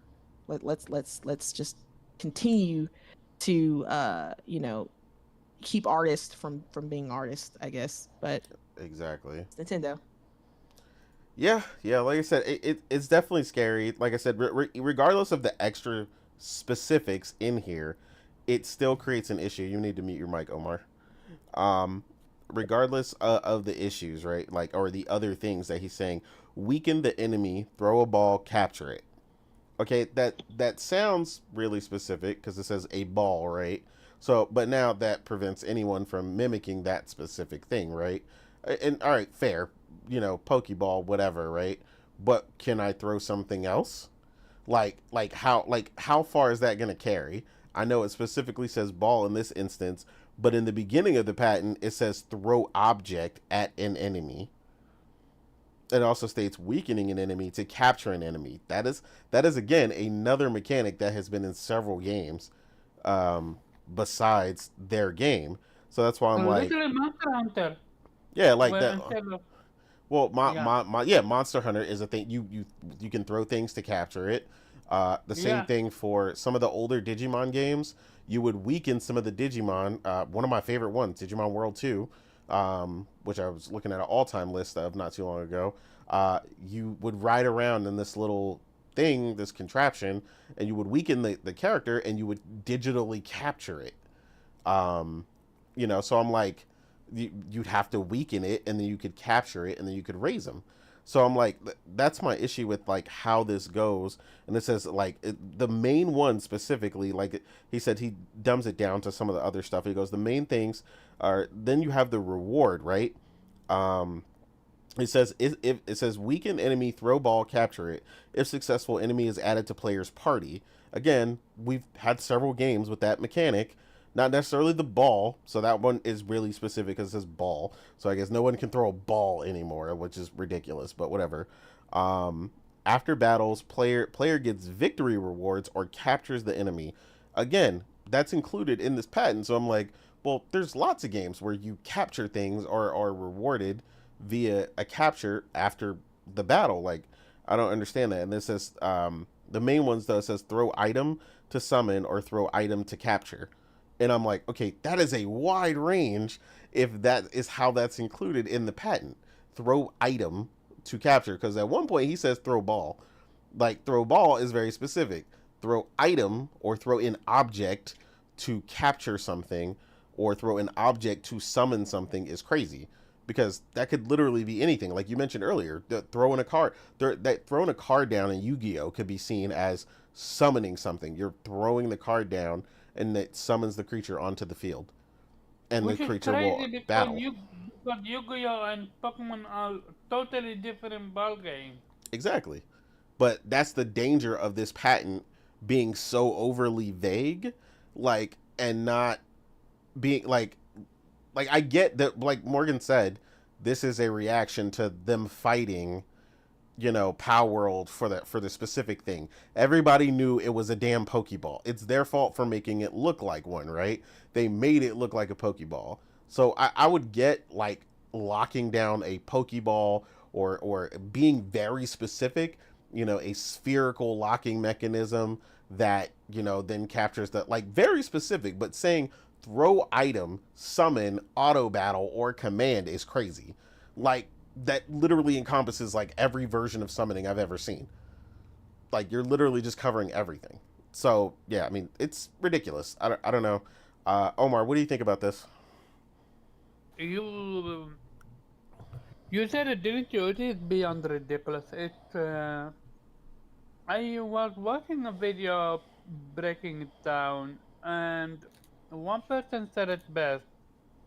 It's not Nintendo patenting it. It's who is approving it. Right? Like somebody, like Nintendo gotta have someone on the inside at this point in time. Yeah, it was completely uncontested. Let that be known. Like it just showed up. There was no contest, which is crazy. Like that's crazy. That's like crazy. Where the fuck? Like I said these dudes aren't gamers. I said that. I was like, it was completely uncontested. Like these people aren't. They don't know. They don't understand. Like but gaming. Where the fuck are the developers? The same developers that cry, crocodile, not crocodile teeth. No, that's disrespect. That cry, that are actually hurt when layoff happens. Like when Nintendo, PlayStation and Xbox had laid off companies, closed down studio. Everybody's talking about it. But here, a core gameplay fucking mechanic in a game is getting carte blanche when it comes to what Nintendo can get away with. No, I mean I've seen quite a few developers very upset about it. Not clearly, not enough. Yeah, Clearly, definitely like needs to be how a bigger outcry, but yeah. like this is insane. Level 5 is working in a game like I forgot what's called, but it's popular in Japan, and you can collect monsters and capture monsters. Like, what are they supposed not to pay money to Nintendo, or do they need to remove that gameplay mechanic when it's literally their entire gameplay? You mean And it, Yokai what? yeah, thank you. Oh, okay. So he was Uh, talking about Yokai Watch. and Yeah, I mean, obviously, I don't think Yokai Watch would be in trouble just because Yokai Watch was exclusive to Nintendo, so they won't care. there is a Pokemon game that, not Pokemon, that game where you fight with your friend, which is basically close to a Pokemon. Not Power, but Are you something talking else. about Nexamon or whatever? Yeah. Yeah. No, not next one, not the one on the PlayStation, the one that they showcase on some showcase. I forgot the Nintendo or PlayStation, and it it's literally Pokemon but online. Oh, yeah. You I fight. don't know. Yeah. Um.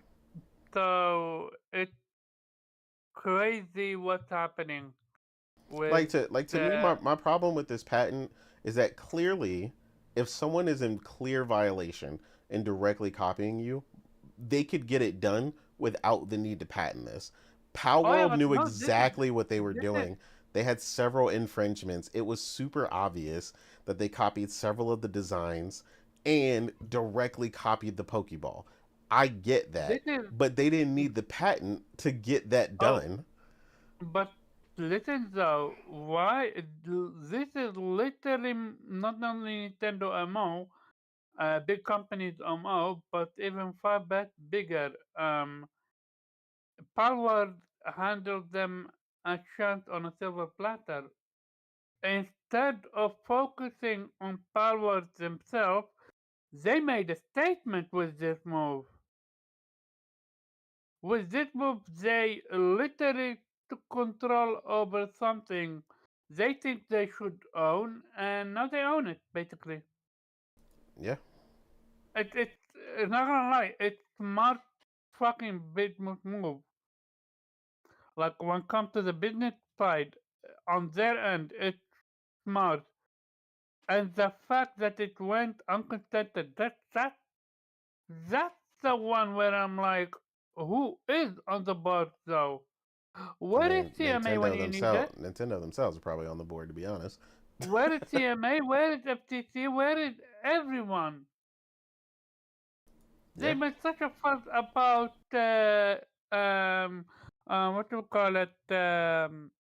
or Call of Duty. Acquisition. Yeah, but this is not per se far bigger, but I would say it Well, will it could be still, further reaching, is what it could be, yeah, it because will you're still stifling create, it will potential kill games. creativity.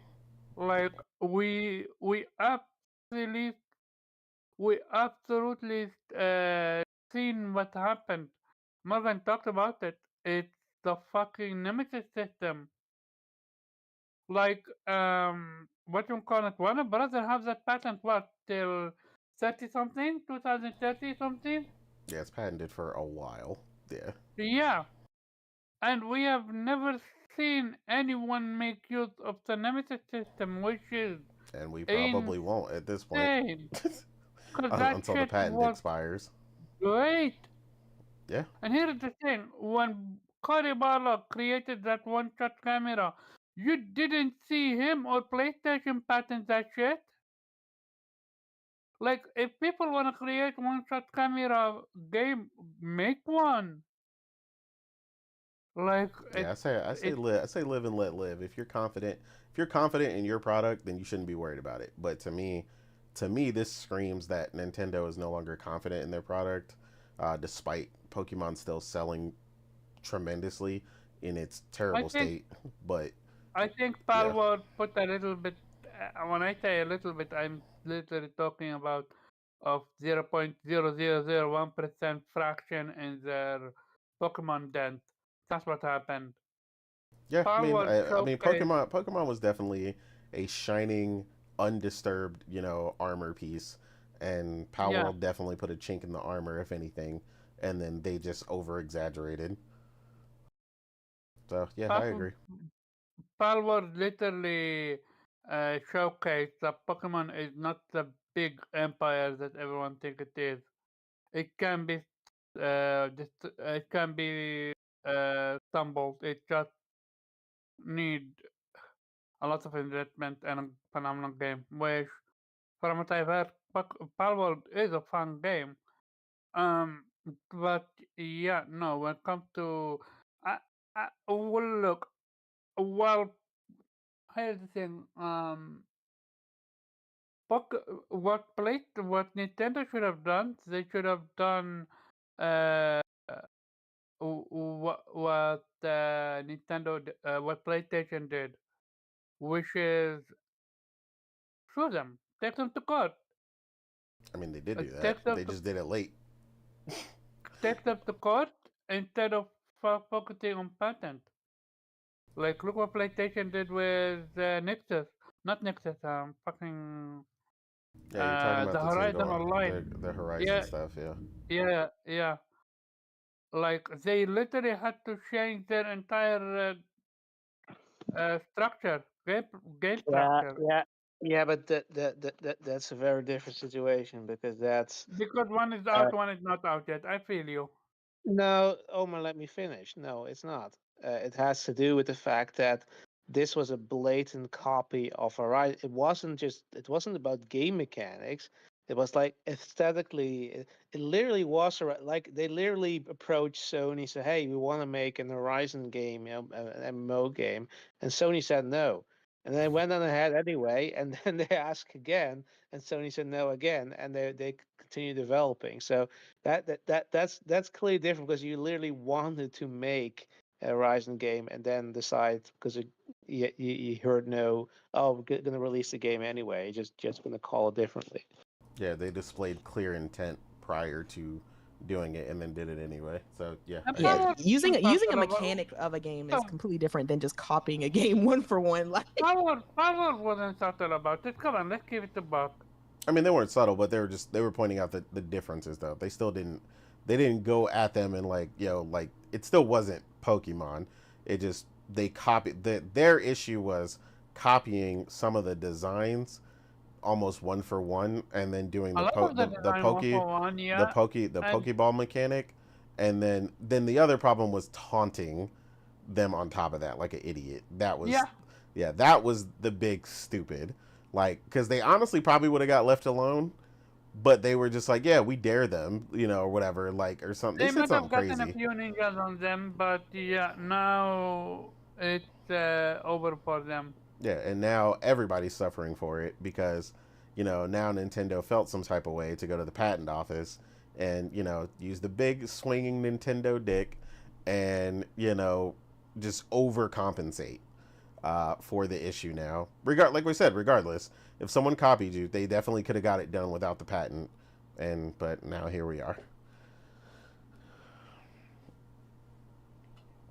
But yeah, fuck Nintendo for it, but also fuck Power. Like, Power is absolutely yeah, not it is blameless that for it this. is definitely I'm largely talking Powerworld's fault. strictly about what you call it, the taunting. The taunting is what created this mess.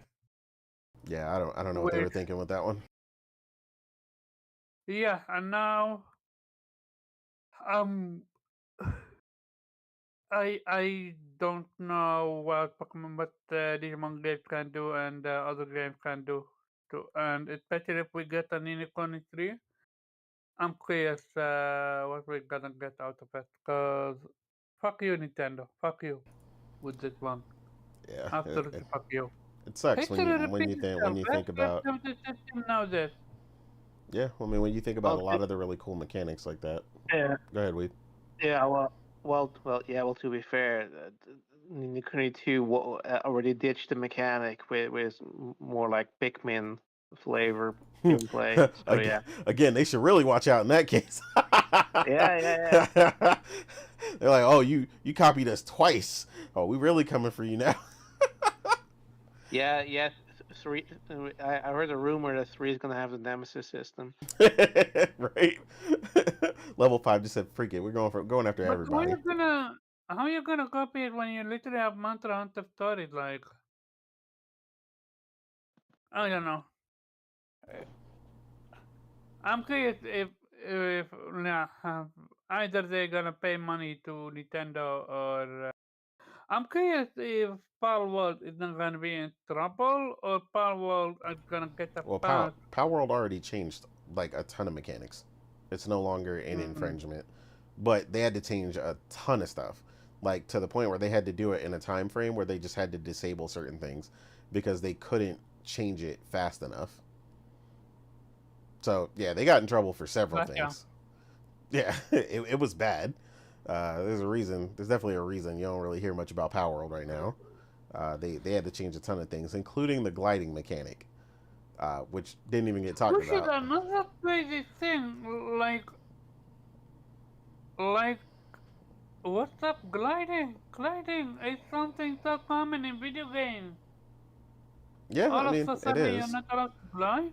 I mean, I don't know. I don't know why they changed it. Like, I don't know if it like if they specifically had code from like Zelda or something with the gliding, because obviously, MiHoYo games do it all over the place and they don't get in trouble. So there was definitely more to why they had to like disable the gliders for some reason. So yeah, I don't know what actually happened with that because that's obviously not a Pokemon mechanic. So yeah, I don't know. They got in trouble for a lot though, but they definitely shouldn't have been taunting them.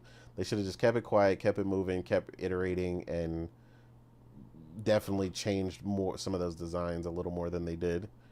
But Weep, what are you thinking about this, man? How are you feeling?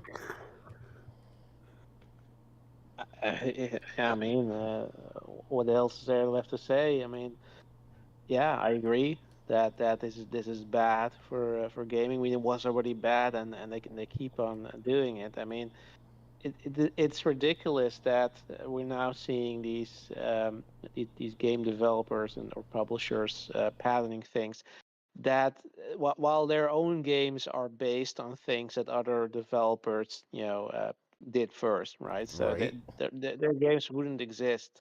You know, Pokemon wouldn't exist, without somebody inventing a turn-based RPG. So yeah, it's crazy that that now we're indeed stifling innovation like that. And I agree with you. I think the biggest problem indeed is patent offices that have no idea about gameplay mechanics, and they're just sure, um, you know you can have it, it's fine.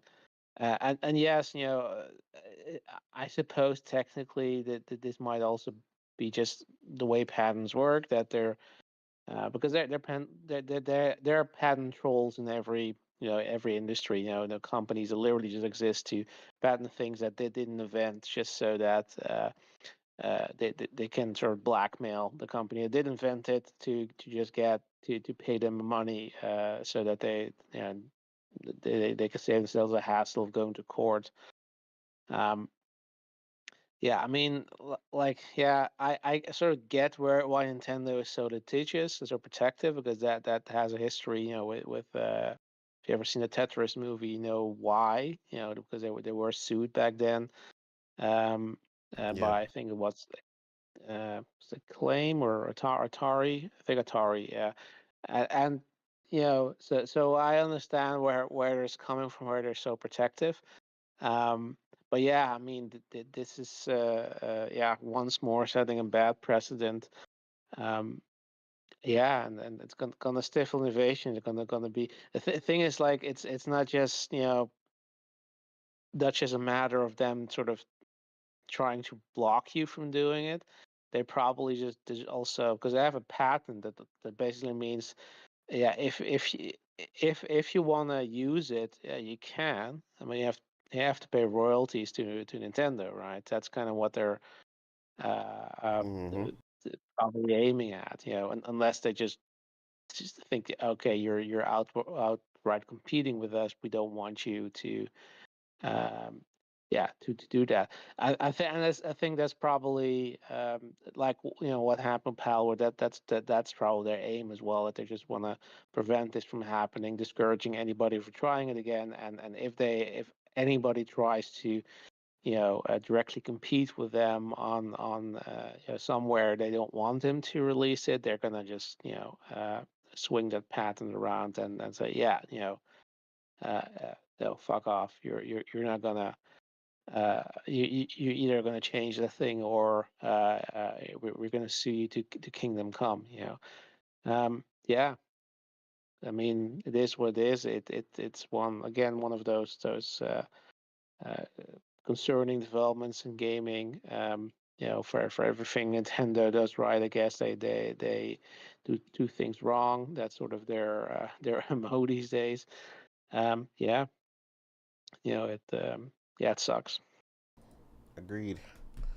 Yeah. Okay. We'll jump into this next portion here. Um, this will be a quick one. I know you said you haven't played Borderlands yet, so I'll skip you on this one and I'll make it quick from my perspective. But yeah, Borderlands 4 impressions. Obviously, PC performance crashes, issues across the board. People in varying situations are facing crashes or other issues. I don't know. It seems to be all over the place. I just speak for myself personally. Um, like I said, I've had no issues. I've played both the PC version and PS5. I've played on PS5 Pro. There's no PS5 Pro enhancement, but I am playing it on PS5 Pro to be specific. Playing in performance mode, it's been flawless so far. I've had zero crashes. Fox has had one crash.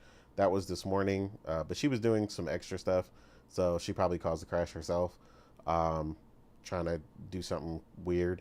Um, but yeah, otherwise, like I said, I've had no issues in regards to that. The game definitely, on normal, feels like they went and made it a little more punishing than it used to be.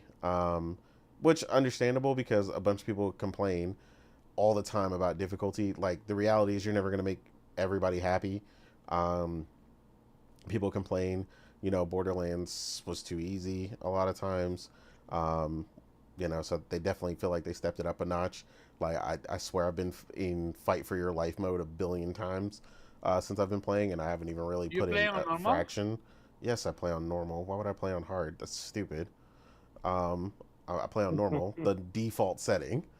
Um, but yeah, so playing on normal or whatever, everything's been fine. I haven't had any issues with loot.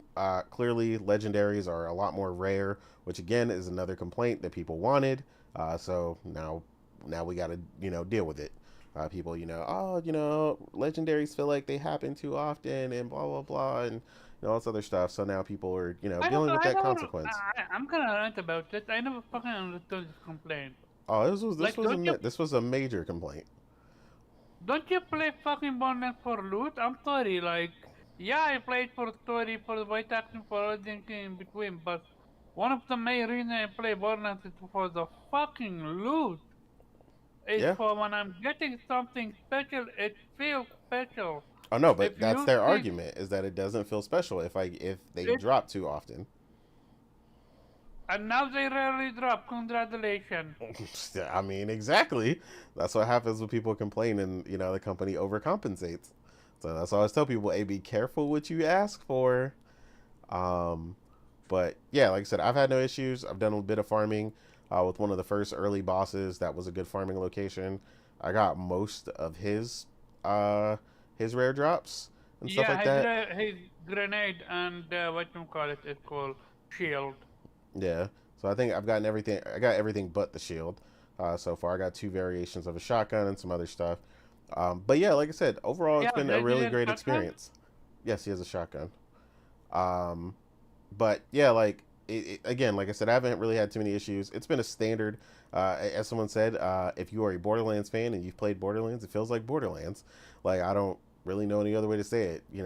Performance wise, it's been, hey, if you get to this crazy area and 10,000 things are going on, it might get a little hefty. It might, you might see a little performance hitch. But I mean, I haven't had that issue so far. But I'm also not to the point where you're doing crazy splash damage and doing 10,000 effects on the screen. I have watched a lot of people doing crazy stuff, like they destroying bosses. It's not even funny. Yeah, and I mean, in-game and stuff, people will get to that. Obviously, quite a few people had the game early, so they're at a much later level at this point. But yeah, so far, so good for me, personally. Like I said, all I can do is speak for myself. It's been a ball. And like I said, I've had no performance issues on either console or PC.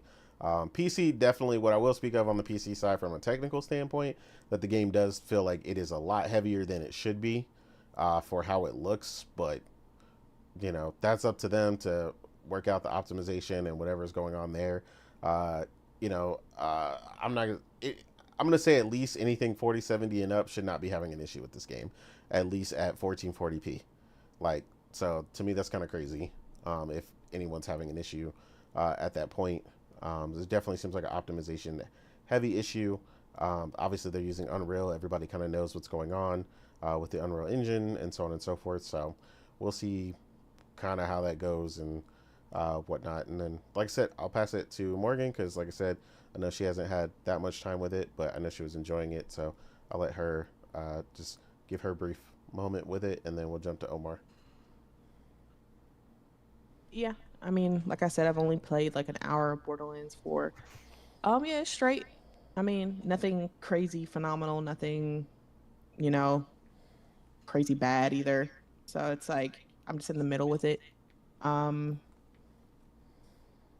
guess the best thing about it, again, like I've been saying, is the co-op aspect.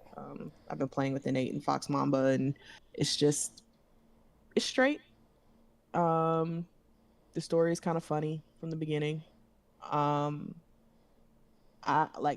keep saying, unlike Innate and Omar, I'm more of a story-based gamer.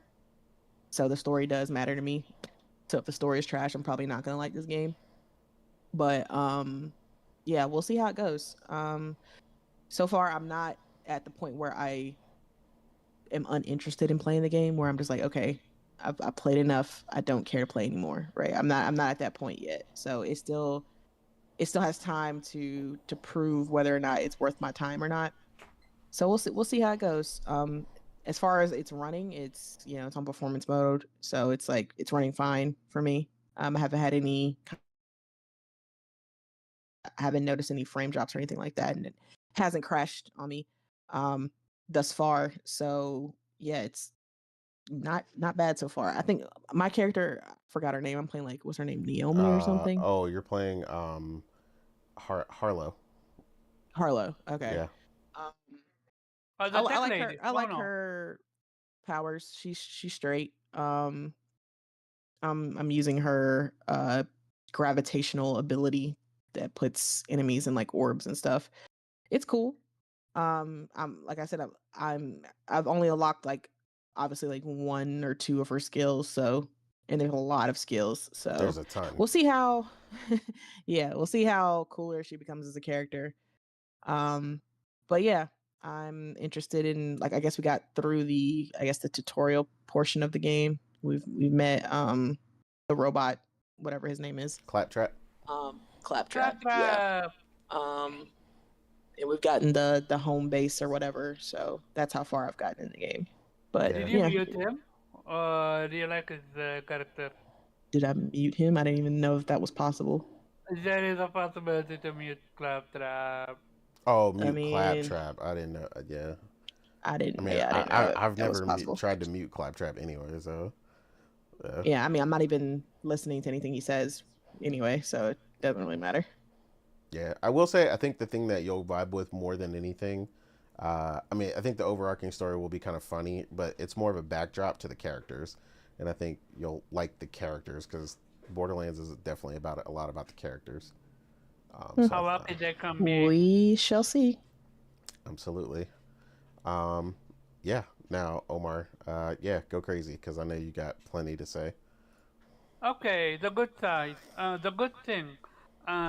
You can teleport to your friend.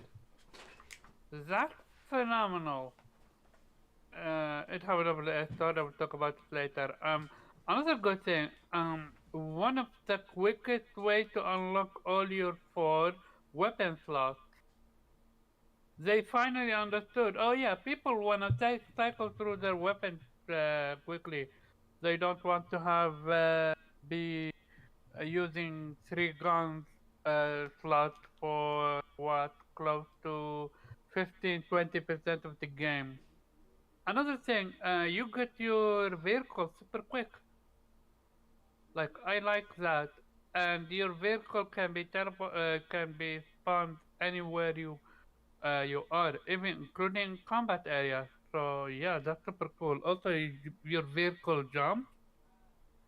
Another cool thing, the way you can, with one click, junk all your weapons. That's great when you're trying to sell stuff. Another thing is bosses are farmable now. I wish the farm machine was not that expensive. I say expensive because like 4K than 6K. Cause what I realized with this game is enemies doesn't scale to you, but they level up as you level up. So let's say you're level 11, you're gonna fight enemies that you fought before, same area, at level 2. Now you're fighting in their level like 8 or 9. Even bosses, at least the first boss that I fought, when we fought him, he was like what, level 4, 5, I think. Then I found him at level 7, and now I'm level 11, he's level 9. So it's interesting. They wanted you to make use of past farming to get their roof drops if you like the playstyle, which I love. If you got a playstyle that you like, the weapon that style that you like, then you know where you can get it from if that boss drop it. Another thing is the game is gorgeous. The humor, the character design is great. The voice acting is phenomenal. Claptrap is always cracking me up. The way he wake up the world out there, that's so cool. Another thing is these vault hunters, they are noob. They don't have experience, and they got caught super quick. With them, like, damn. And I love how the what you call it, the I think he is a big bad is like, then you should have went gone blazing. Like, he's calling you out on your nonsense. I love that. And now to the let good, which is bad. Um, so w- I remember Mike said that you can teleport to your friend, which is a phenomenal thing. Now you can no longer teleport to your vehicle. So basically, you're fucked if you're playing solo. Because teleportation is so cut in this game that it's certain areas of the game. Now, if I'm full with loot, I can just put my car and teleport to the nearest shop, uh, sell my loot super quick, and then teleport back. No, now what I need to do is basically I'm fucked. I teleport to sell my loot, and I need to drive all the way back. But if you're playing co-op, you don't have that issue because one person can literally stand still while you teleport, sell quick, real quick, and then rinse and repeat. Another thing is clusterfuck you menu. Oh my god, why did they have to do every single thing have its own menu? Like, you want shield, it have its own menu. Grenade, it have its own menu. Like, it's so annoying. And a glitch happened to me while I was trying to junk weapons. It would be junking the weapon below me. So there are some setting things that I'm like, Gearbox, why the fuck you had to change that? And the worst, two worst parts. First off, legendaries no longer are showing on the map like that. Yeah, if you point at them, then they showcase, they glow, but uh, beforehand, like in Borderlands 3, literally golden star on the map, you can't miss it. Why did you remove that? I like these are the type of stuff that I don't get. Are developers anti-fun? Like, at some point they gotta be anti-fun. And the worst offender, the fucking minimap. Why? Like, if people don't like minimap, make it a toggle, make it an option to remove it. Like, I understand some, but you're literally replacing it with a radar. I I don't understand, but I don't understand Gearbox at all. I truly don't. I thought they couldn't fuck up Borderlands 4. It was on the right track, but all I am doing is literally going to the clusterfuck menu all the time, the map menu, to see where I need to go. And for the people that say you have an echo that can guide you, not all the time. There are times where he literally guide me the wrong way, where my brother is like, "Why are you going?" I'm like, "Where Echo is telling me." He's like, "No, you're not." Also, another thing, how the fuck is your co-partner is supposed to know where you're heading if only you can see where you're heading? This game, I don't know Borderlands, I don't know Gearbox what they do. I truly don't know. I'm so mindfucked by this. It's like, congratulations, you fucked it up. I'm if not for my brother, I'm seriously debating to just shelve it and play something else while they fix it. Cause why the fuck did they remove auto loot cell pickup? Like, you had it in Borderlands 3. Why not put it in 4? it was working. People are happy about it. I don't understand it. Is this what lack of competition does to you? I don't know. I couldn't tell you.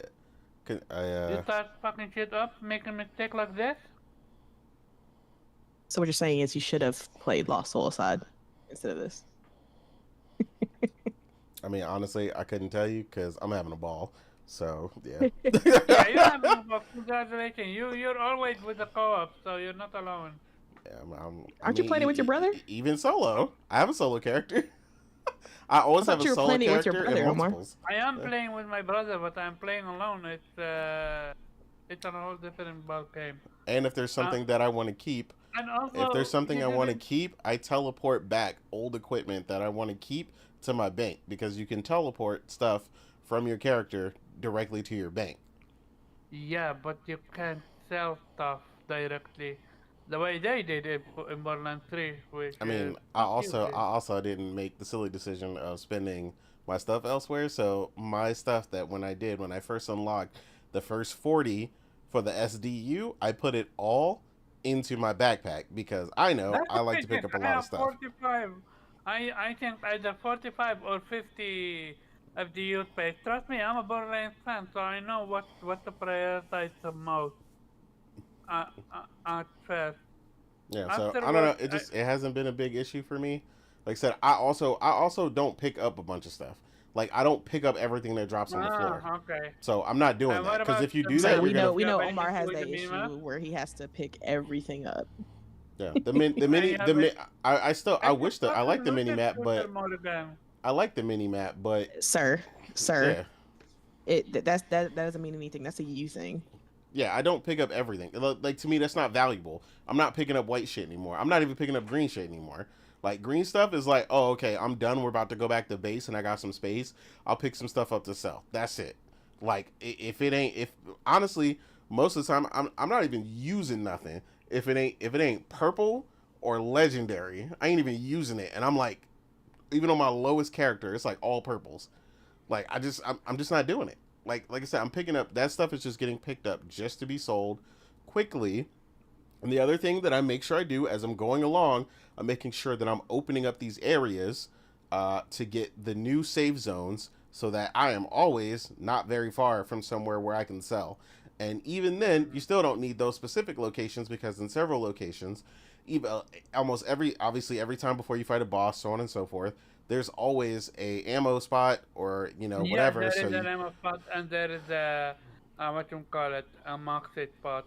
yeah, Oh, by the way, so you can sell and so on and so forth. So to me, like again, it's laid out differently. You got to get used to it. It's no longer the compartmentalized thing, but I haven't had that issue. Also, the vehicles are incredibly fast.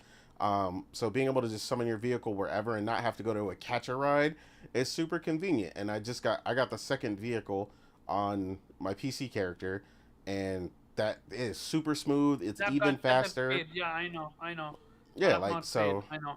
so I'm not, like I said, like I'm working around how it is. The only thing that I don't like as far as like the navigation is when because I changed it to long and it's still very short, which is when I press up on the D-pad to have him show me where I'm going, it lasts for like 15 seconds. And I'm like, dude, I'm traveling across the map. Just stay on. Oh, apparently you can up it up in No, the menu. I just said I put it on long and it's still short. So Yeah, I did up it. This is why I think they're gonna tweak some stuff. Like it can't be like it can't stay like this. Like Yeah, so I I've am. been fine navigating that way. The problem is it's too short. And then I can't just immediately ping it. It takes a second and it's kind of weird and it's kind of slow. And then the little robot appears and then he unappears and then I can re-get him to do it again. Yeah. But yeah, like that's stupid. Like if I'm navigating, let me navigate. This is why I said you need to constantly looking at your fucking map. Where are you main map? Where are you heading? Well, no, but that's what I'm saying. With that, I don't need to, but I need it to stay on, like because then I have to press it again to turn it back on. Which I'm like, if it would just stay on while I'm navigating to wherever I'm navigating to, I'd never have to look at the map. the fact that they removed the minimap.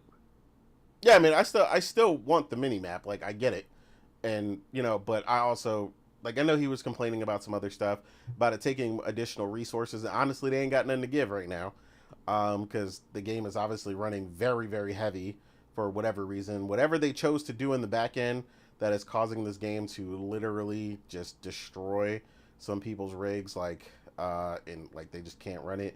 They definitely have to work on that. So hopefully. Yeah.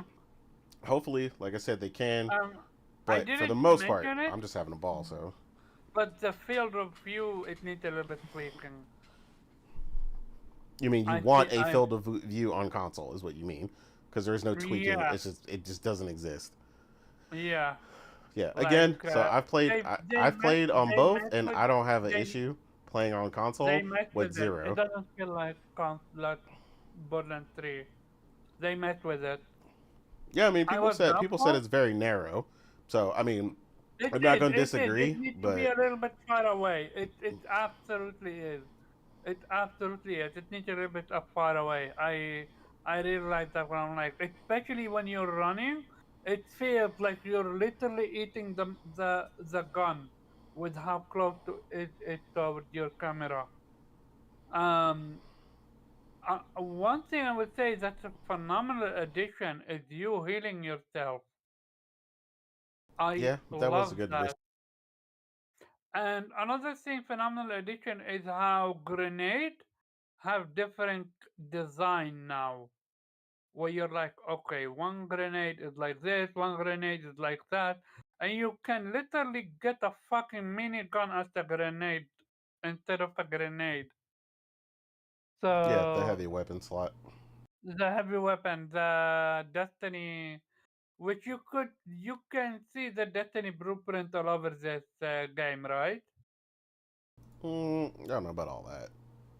I mean, between the hover thing, between the vehicle, like Destiny, the way you summon it, like Destiny, um, the heavy weapons, like Destiny, but besides that, do um, it's a top, it's it's a mixed bag as of right now for me. If not for my brother, I would legit thinking of waiting on a fix. I would even say it's worse than Tiny Tina. I would even Absolutely not. Damn. absolutely Oh, yes. this is this nigga's most anticipated game. It's like every game Absolutely you're looking yes. forward to, you just highly disappointed with. Omar, it's seems to be a pattern with you, to be honest. Yeah, Tiny Tina Oh, was so I trash, didn't so I'm not love- doing that. Hold up. I didn't Yeah, I wouldn't love- compare it to Tiny Tina so far because I mean, so far the beginning of Tiny played Tina was Tiny boring Tina? to me. Yeah, by now you basically with you basically quit Tiny Tina by now. I literally played it with you, Omar. What the fuck are you? I think we had two to three sessions on Tiny Tina, and you were this like, I'm man done. right here, bruh. The amnesia in this man is insane. I forgot. You played Tiny Tina? Yeah, with you, bro. We literally I talked. We fucking literally forgot. talked about how her first experience was bad because it was Tiny Tina and not actually Borderlands.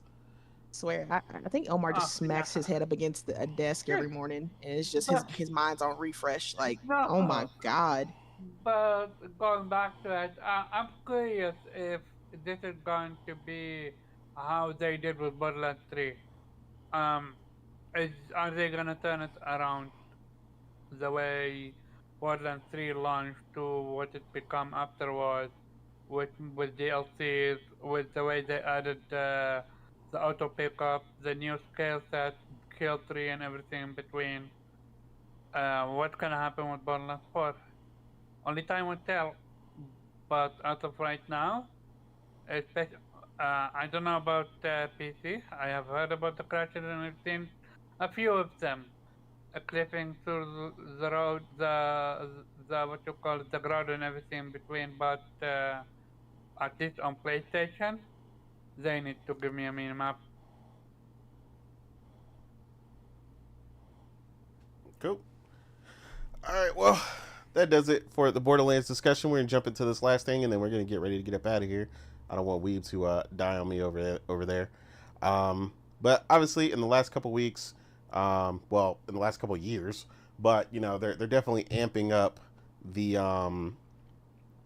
they're amping the influencers, so to speak, or the YouTubers are amping up the whole, exclusives are dying, and now they're claiming, it's for moral reasons. Like, it's really, it's gotta happen, because there's no way that any of these companies can survive with exclusives. And even Nintendo, we're being told, is definitely gonna do some consideration here shortly, because multi-platform is the way to save yourself going forward in the future. So we're being told, which I find weird, because again, these people claim to be industry professionals and experts and know more than people, and they claim because they talk to people in the industry and this, that, and the third, and yet they seem to, with all that knowledge, seem to forget several studios have closed that have released multi-platform. So this whole multi-platform is the Jesus reincarnated, is the savior of all mankind, of all gaming. It's probably the single most ridiculous thing I think I've ever heard in my life. And these people are ridiculous for this shit.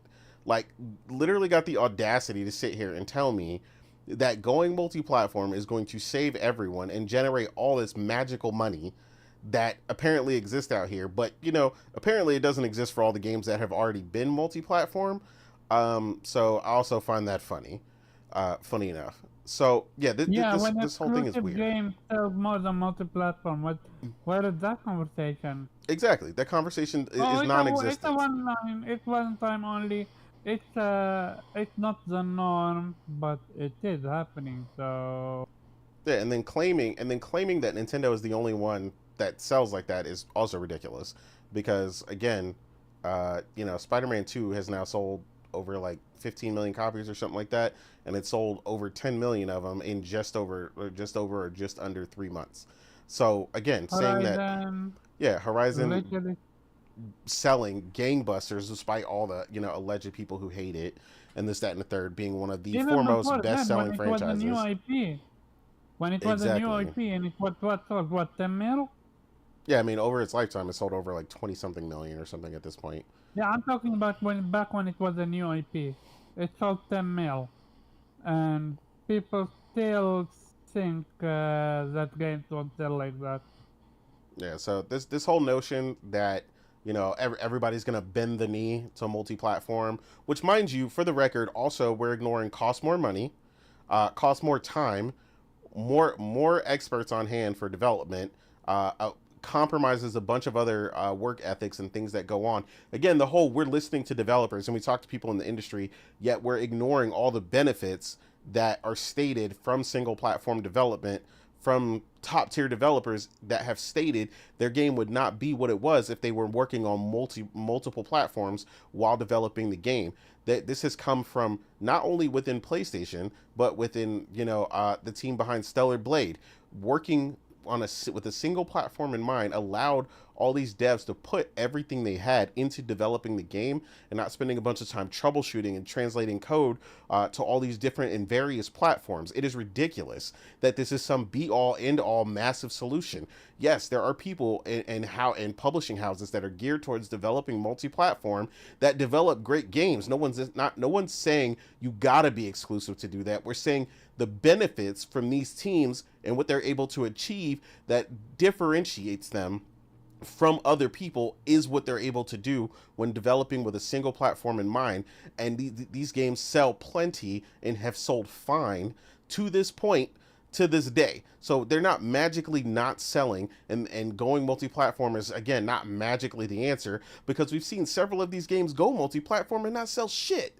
So, like, we need to be for real here. Hello, Sega. Hello. Yeah, we just had the conversation with Square and Sega, basically having a lower quarter, despite this being one of the first quarters where they were fully multi-platform and all their stuff was going everywhere. Because the reality is, Xbox ain't selling for shit, and, despite all the stuff they want to talk about. And occasionally, like the same way, like I've stated, for things like Steam, where a certain certain games fit the demographic better, like something like a Helldivers will sell just fine, right? But we already seen people ready to jump the gun with the estimates and the nonsense from the Alini, or however you pronounce their name, trying to say that they sold 600,000 copies, and then all of a sudden seeing the next day them reporting 926,000 copies, which, mind you, a company who was off by 500,000 units. When speaking about Metal Gear Solid, they were off by 500,000 units and 5 days. So again, people need to stop trusting these companies that don't know what the hell they're talking about, that are lying. Get this, the information directly from the source. And the reality is, each of these companies are moving accordingly for what works for them. PlayStation, pushing out their multi-platform or multiplayer titles, to every, available platform makes sense, right? You're talking about a thing that is centric to most of these things, right? It works well across all these platforms. But the reality is, a lot of these other platforms do not support these titles in the same manner. You don't have the same thing. I just spoke with a friend the other day that I used to play with, and I've played with for years, right? He is a PC gamer exclusively. You know what his words were to me? Oh, I never cared about their exclusives. He was like, I never seen a single PlayStation game that was exclusive that I wanted to play. That was his words. His words. And I know tons of people that play on PC like that. And there are many of them, because PC gamers are a niche in the sense of what they like and what they don't like. Yeah, they like a specific type of thing. They were playing League of Legends, which is, again, what I keep telling people. A bunch of these people play League of Legends, World of Warcraft, Final Fantasy 14. It's not, again, playing a bunch of multiplayer stuff or multiplayer centric things. And again, that's fine. There's nothing wrong with that. But I'm telling you, a lot of these people have no interest in the Spider-Mans and all these other things. Half of them, they rig can't even run it. On top of that, so again, you have to take into account all these different things. And then, like I said, putting a single player title on something like Xbox or whatever isn't really going to do anything for you, because they can't even sell their own shit over there. They had to put their stuff elsewhere. So again, this whole thing that this multiplayer solution is magically going to give you billions of money or hundreds of millions of dollars is nonsense. Because it would work for the ones that are already multi-platform, like a Resident Evil or something, right? Like it took the Resident Evil 7 or something like that. I forgot which one it was, or 4 remake. One of them took like a year to sell 5 million copies. And I was like, and it was celebrated. And it should be. It sold fine, right? That sold great. But my point is, like, plenty of PlayStation single-player titles, exclusive, while being exclusive, outsell that. New IP, mind you. What you call it? Yeah, but it's not just that. It's the God of Wars. It's all the other stuff. The God of Wars and Spider-Man's. Like, there's multiple titles they put out that sell in the tens of millions before they're even put anywhere else. And these other places don't even give a fraction of the money. But the fact that it's selling new IP is selling more than a fucking known IP such as what you call it, Resident Evil. It makes you question, like, it makes you genuinely question what's going on. I mean, that people know a quality title when they see it, and people like new IPs, and that's just a reality. Like, but people try to sit here and tell you they don't, and they just want more of the same constantly, and clearly that's not the case. If you're not a Resident Evil fan by now, you're not going to be one tomorrow. All of a sudden, let's be real. Like, that whole market is saturated. It's a multi-platform title, always has been. It's not going to change, and everybody who's a fan is already a fan. Like, that's just is what it is. And there's nothing wrong with that, again, but, like, people try to act like there's no space for new IPs and stuff to do numbers, to do things, and, like, if you don't sell 40 million copies like Animal Crossing, you ain't doing shit, which is complete bullshit. And you're not to mention, you're getting a completely different margin when you're selling first party. You're getting 100% of that sale, especially digitally. You're sharing that with no one, as well as getting these, like I said, these people to invest in your platform, in other titles, in other microtransactions, and all kinds of other things. So again, like, for these guys to belittle the process, to try and claim that multi-platform is the only way, or it is the savior of the industry, and that's why exclusives are going away, is absolutely ridiculous. Just insane. But yeah, I want to jump to Weeb. Weeb, how do you feel about this notion? You know, exclusives are going away. You know, the way forward is multi-platform or die. What do you think about this? You think this is bullshit? How do you feel? Yeah, what do you think I'm thinking?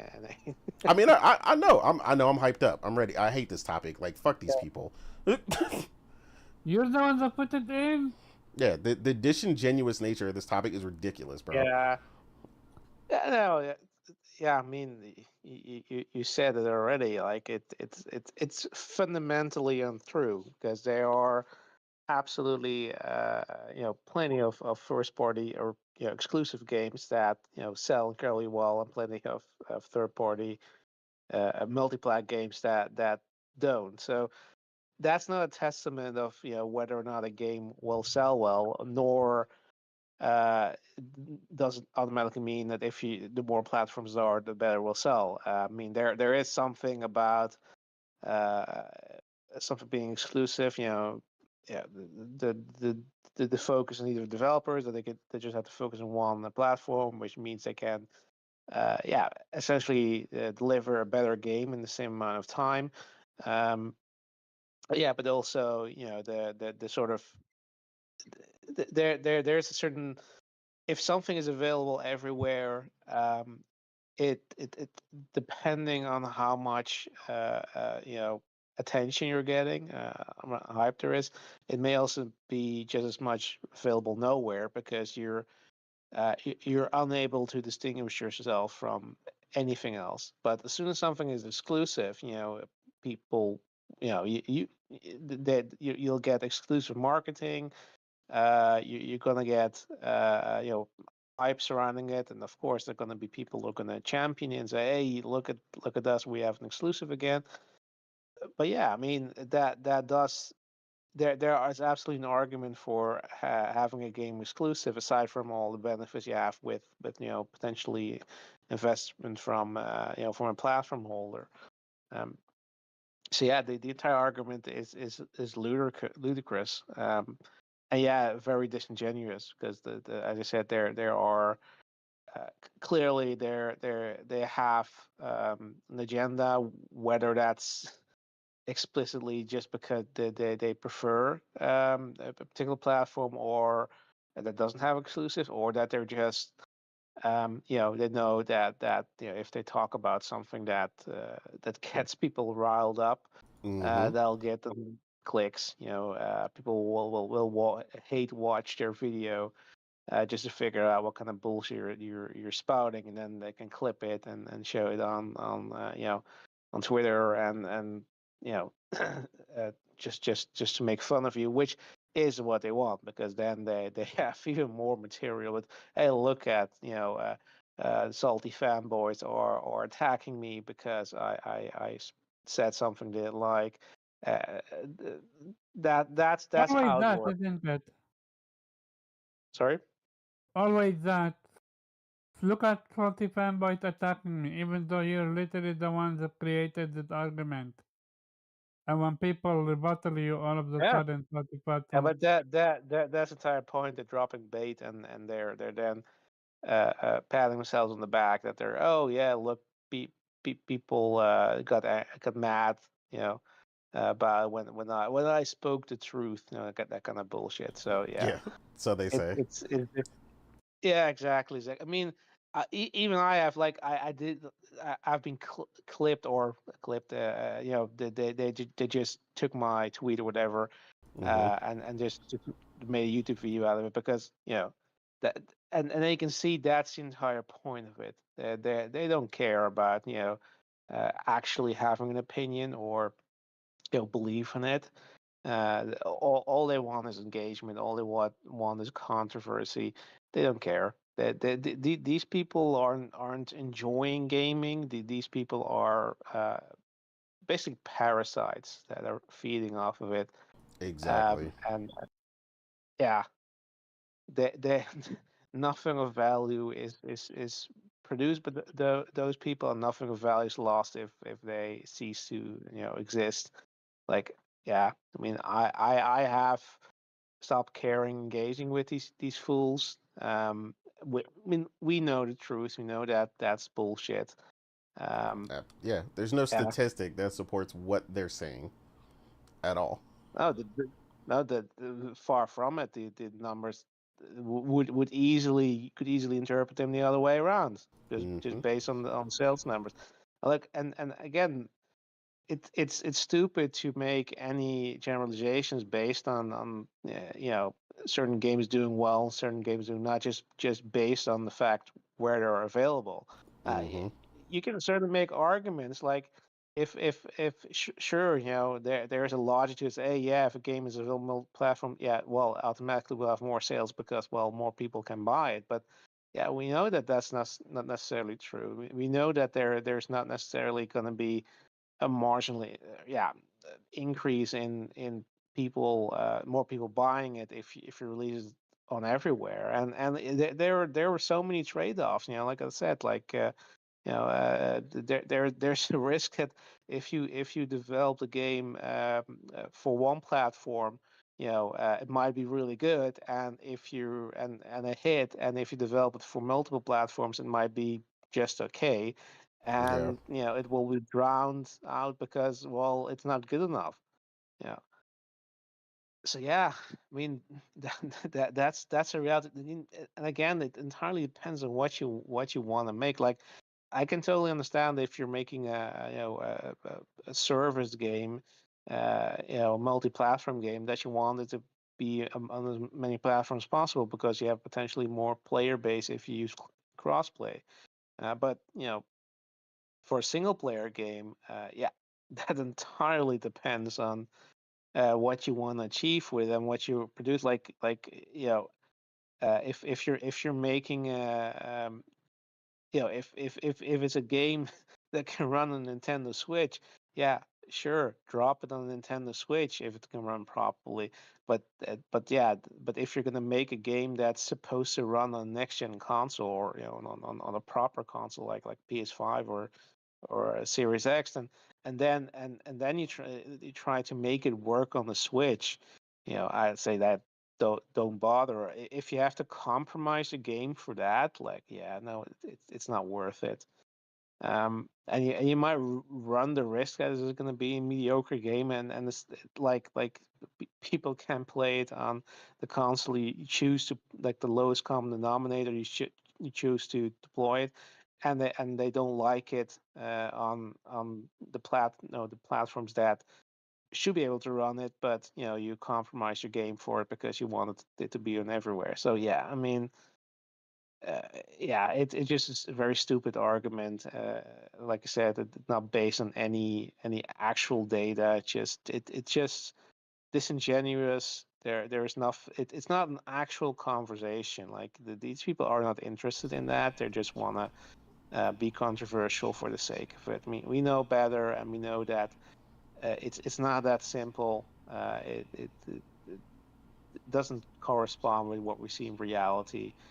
And it should be up to a developer, what they want to do. Like, if you want your game to be anywhere, cool, do it. If you want to make it for one platform, do it. And I mean, look, there's also plenty of particularly indie games, that are skipping, PlayStation, where it's like, yeah, I mean, I think Morgan can speak on that. Oh yeah. There's so many games that, like I can, like, take Katana Zero. That's one of my favorite indie games of all time, and that game is not on PlayStation Yep. for no apparent reason, because the game, is on everywhere and obviously can run Katana on it. Zero is phenomenal, dude.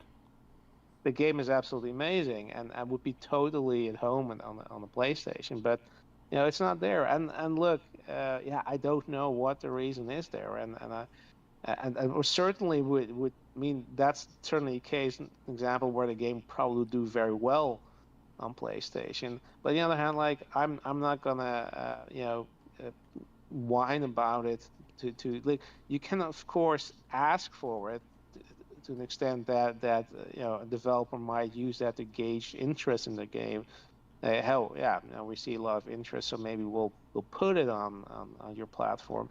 But, like, don't go around and saying, yeah, you're making a mistake, and you suck, and because that's what often happens, or somebody money had it. Like, no, like, yeah, I mean, either get it on the platform that is available, that you do own, or yeah, or wait, or don't. I mean, that's our choice too. Agreed. Agreed. Morgan, how are you feeling about this argument here? Yeah, the whole exclusivity needs to go away argument is it's always funny, and we noticed that when the argument started was when Xbox started losing exclusives. You know, it's specifically when Xbox was losing their exclusives because exclusivity has always been a thing. It's been a thing for decades. It's been a thing since gaming was around, right? Nintendo versus Sega, right?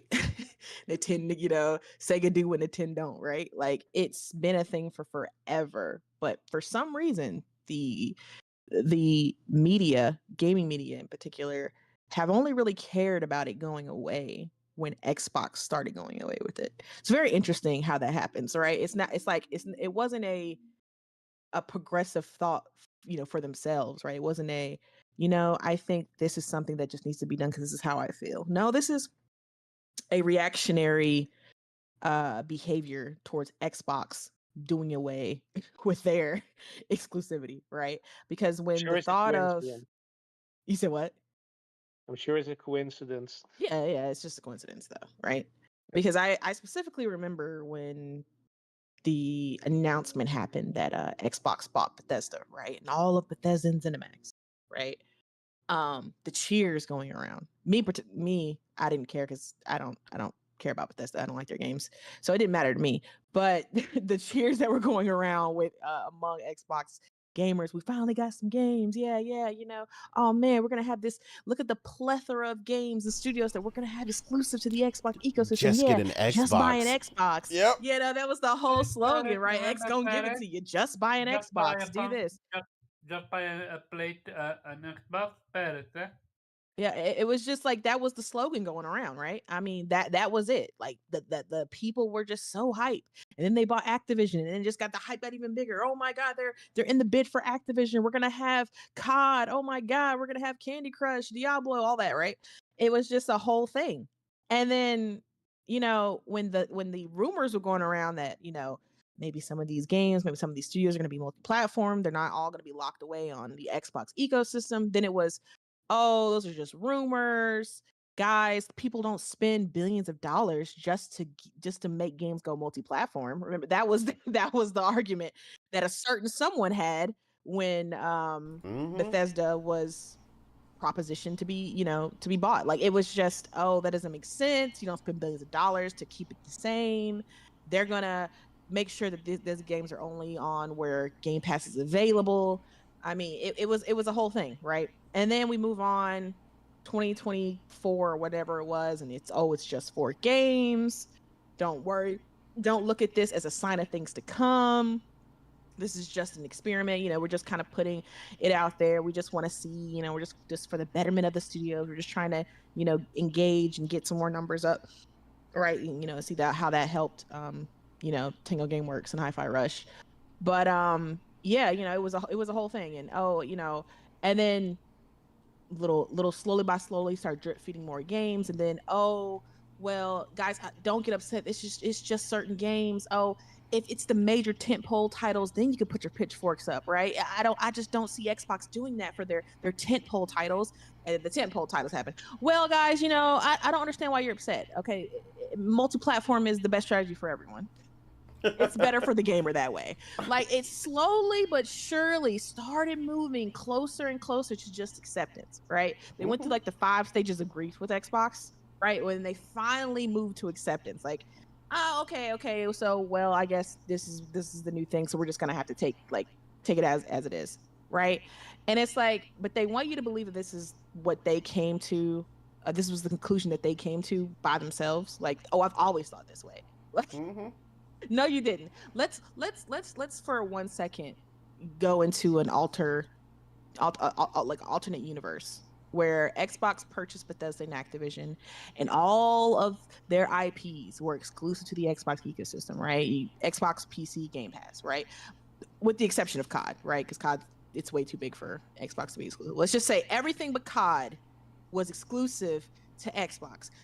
How many of the influencers who are now peddling that exclusivity needs to go away and multi-platform is the best strategy for all game devs going forward, how many of them do you think would be preaching that same rhetoric if Xbox had 99% of their games exclusive to their ecosystem? I can guarantee you none. Yeah, None of these dudes would care, right? If it worked, and let's be real. Let's say they did all that and the strategy worked. Xbox is selling more Xboxes than ever. It's looking like the 360 gen, right? They're almost neck and neck with PlayStation now because they had Starfield exclusive. They had this exclusive, right? And let's just say they came out and they were actually good games. All right, no shade. But they were great and they were masterpieces and they were day one purchases. Redfall was actually fucking good and it's still living and it's still a thing, right? Let's just say all these games came out great. They were exclusive to the Xbox ecosystem and Xbox is thriving. With this whole narrative of, oh, well, they're doing great. They're exclusives. They're selling more consoles than they've ever had. They're making a lot of money. But I think multi-platform is really the way to go. No. This whole multi-platform thing is like it's a twofold thing. One, Xbox is doing it and I can't change it, so I'm just gonna kind of just go in with the fold. I'm just gonna kind of accept it. I'm gonna push this as what it needs to be because I'm an Xbox content creator, and in order to keep in Xbox's good graces and continuously get perks from Xbox, I need to push the line. I need to push whatever rhetoric Xbox is pushing and continue it forward because I still want those trips to Germany. I want those trips down to the Xbox headquarters. I want to be there when Flight Sim makes their next game and be there with the jacket and talk about the game. I want all the perks that come with it. I want that lifetime subscription of Game Pass in the gold token. I want all of the perks that come with sucking up to Xbox. Now I will get on Xbox every now and then because I have to seem like I'm unbiased, right? So I'm going to make sure that when Xbox does something bad, I'll slightly call out like, yeah, Xbox, you got to change that. But then I'll get people right back on the Xbox ship, with the slightest of good news, right? That's just how you play it, right? Mm-hmm. That's one part. The second part is they realize that they can't win, so they want PlayStation to come down to their level, right? It's always been ever since the Xbox One, especially since the Xbox One generation, when Xbox got their ass handed to them by PlayStation. Xbox has had a bone out. Well, Xbox fans, the fanboys, have had a bone out against PlayStation since then, right? They felt so because they just got shit on by PlayStation. They've had to continuously watch PlayStation drop bangers all PS4 where they got nothing from Xbox, right? They got what was that game? Fucking what was that little building? Not the building game, but the game where the destruction, the cloud-based game. Crackdown. Fucking Crackdown. Yeah, Crackdown 3. Oh yeah, the power of the cloud, right? That was the big thing, right? I'm gonna put so many. God of War is cool and everything, but I'm gonna put so many hours in Crackdown 3. Okay, yeah, sure. So they had to deal. They had to deal with that. And that's what they were praying and hoping that when this next generation of PS5 and Series X came out, that this would be Xbox's, redemption arc. This would be the moment. This would be the time that they would take the ball back and we would get the glory of the 360 days where PlayStation and Xbox were neck and neck and Xbox was the de facto console that everybody loved and everybody talked about. And, oh, you got a 360, you got the Halo 3. Oh my God. Yeah. That's what they were hoping to get. And as we know, that did not happen, right? And it didn't happen so much that Xbox has basically bent the knee and said, we're just going to put everything everywhere all at once. And because they realize that this is the strategy Xbox is going down and they have no say in the matter and there's no reversing this and this is the path they've chosen, all you can do at this point is preach that this is the correct path in hopes that the competition does it as well. Because, hey, misery loves company. Yep. If I can't win, nobody can win. I want PlayStation needs to come down over here. Nintendo needs to come down over here. No.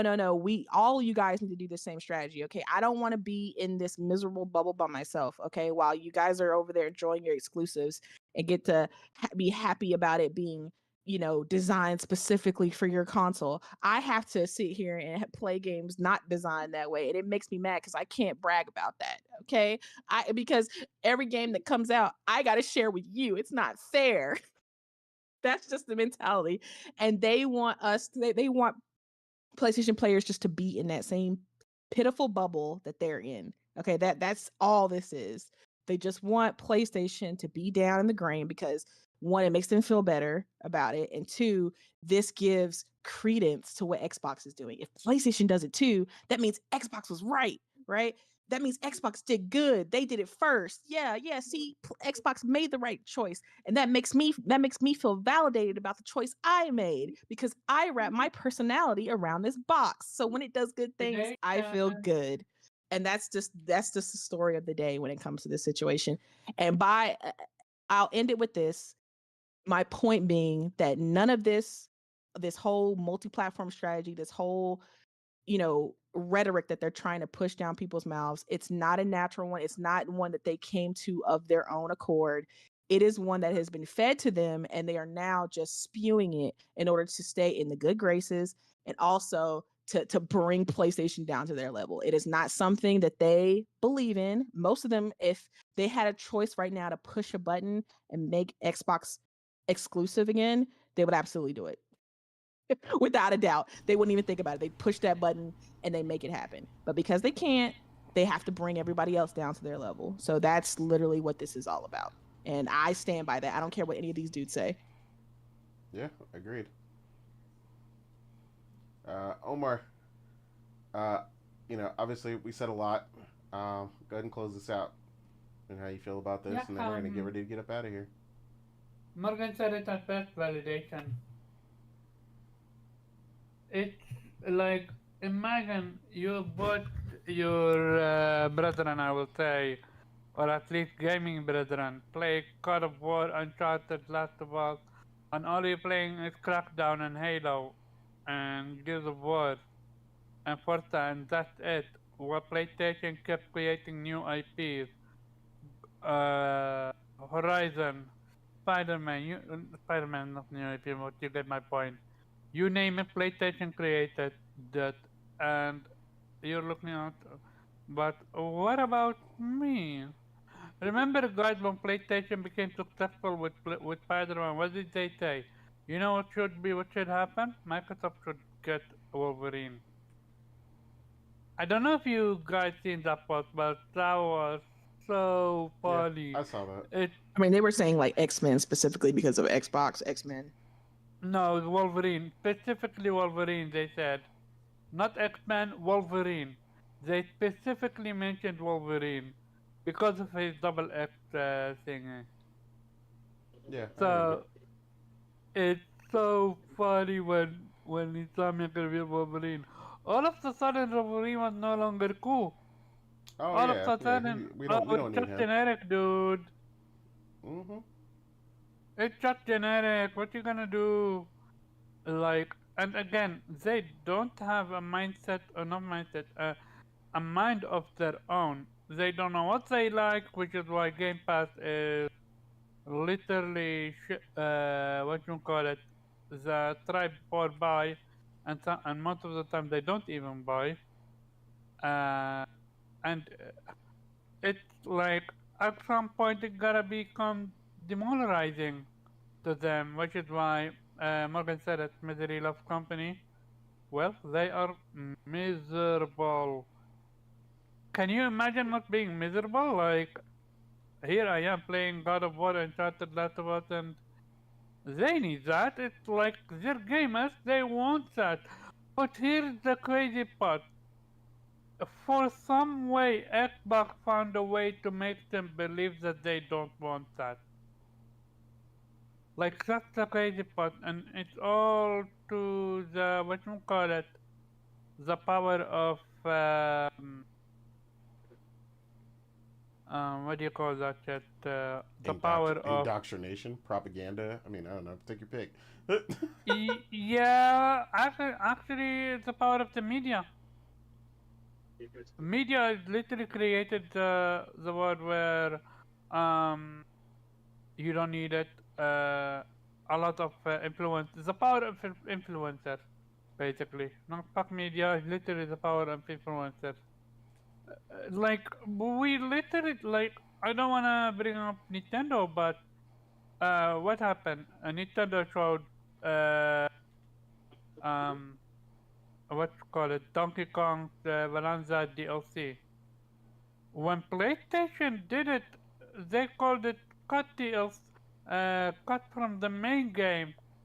But when someone else do it, oh, that's no problem.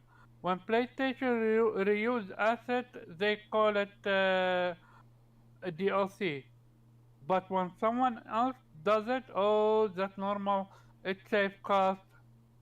Like, the hypocrisy have always been there. And let's face it, if you have the money, and I'm not talking about the people that don't have the money, if you have the money and it's because of console wars that you didn't invest in PlayStation, or if you just don't like the games, okay, but if you didn't invest because of money, of not like money, but just console war, you suck, dude. You absolutely suck. You're the one missing out, and we're the one enjoying it. And I've said it multiple times. Xbox have yet to make a game that rivals Last of Us, God of War. Prove me wrong. Yeah, it is what it is.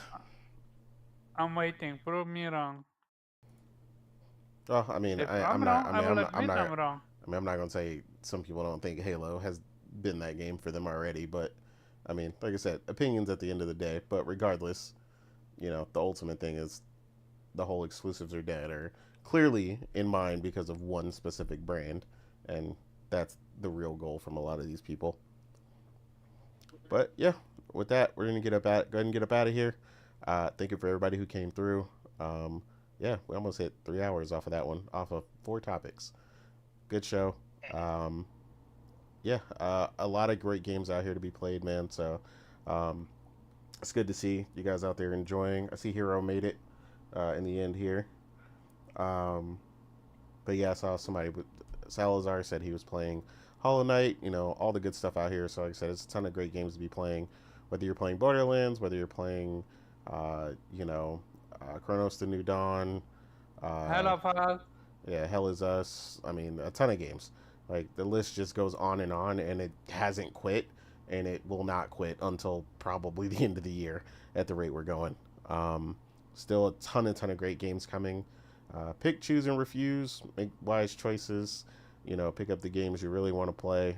Don't let the FOMO kick you. Um, but yeah, we're gonna get to our outros and get out of here. Weeb, how? Let's go ahead and get your outro, man, and get up out of here. Yeah, sounds like a good idea. You can find me on Twitter and Blue Sky as the Weep Sheriff at Infinite Rhizome. Great show again, and shows again that even if there are only 4 topics, there's plenty to discuss if you're talking with real gamers. So always enjoying the conversations, and of course, Otter Nation. Otter Nation. Otter Nation. Morgan, where can the people find you, ma'am? Yeah, they can also find me on Twitter at Chill Bandit and just on PSN Gaming, going back and forth between Borderlands 4 and Triangle Strategy. Yeah, I was gonna say the strategy. You're getting your strategy on right now. Yep. I mean, hopefully I'll have some more opinion to give up on Borderlands 4. Whether positive or negative, we'll have to see. But yeah, thank you everybody for coming through. See you guys next week, and Otter Nation. Otter Nation. Omar, where can the people find you, sir? Shout out to everyone that came through. Hit that like button, say the stream out. You can find me on Carva and Discord on Twitter and Otter Player. Vitamin G podcast every Monday 8 p.m. Eastern time. We have not had a show for quite a few weeks. Maybe tomorrow. I meant Monday is our time again. But yeah, see you next week and play your games. Agreed. And again, I'm your host, Nate, also known as The Real Nate on Twitter and Blue Sky. Again, remember at the end of the day, man, it's all about playing these great games, and a lot of them have released. So again, I hope to see plenty of y'all posts and screenshots out there enjoying these games, and just honestly having fun and enjoying the hobby that we all love at the end of the day. At least some of us, who are not out here for the nonsense. But yeah, for those that do and those that keep it 100 and are really just out here to enjoy the hobby. Hopefully you find something to play in this plethora of amazing releases, and you're having a ball. And like I said, it's just not going to quit. So hopefully everybody's doing well. If you're not doing well, hopefully it gets better. That's the goal. We're all just out here trying to make it. So yeah, again, thank you for joining us, and we're up out of here. Otter Nation. Otter Nation. Otter Nation. Otter donate.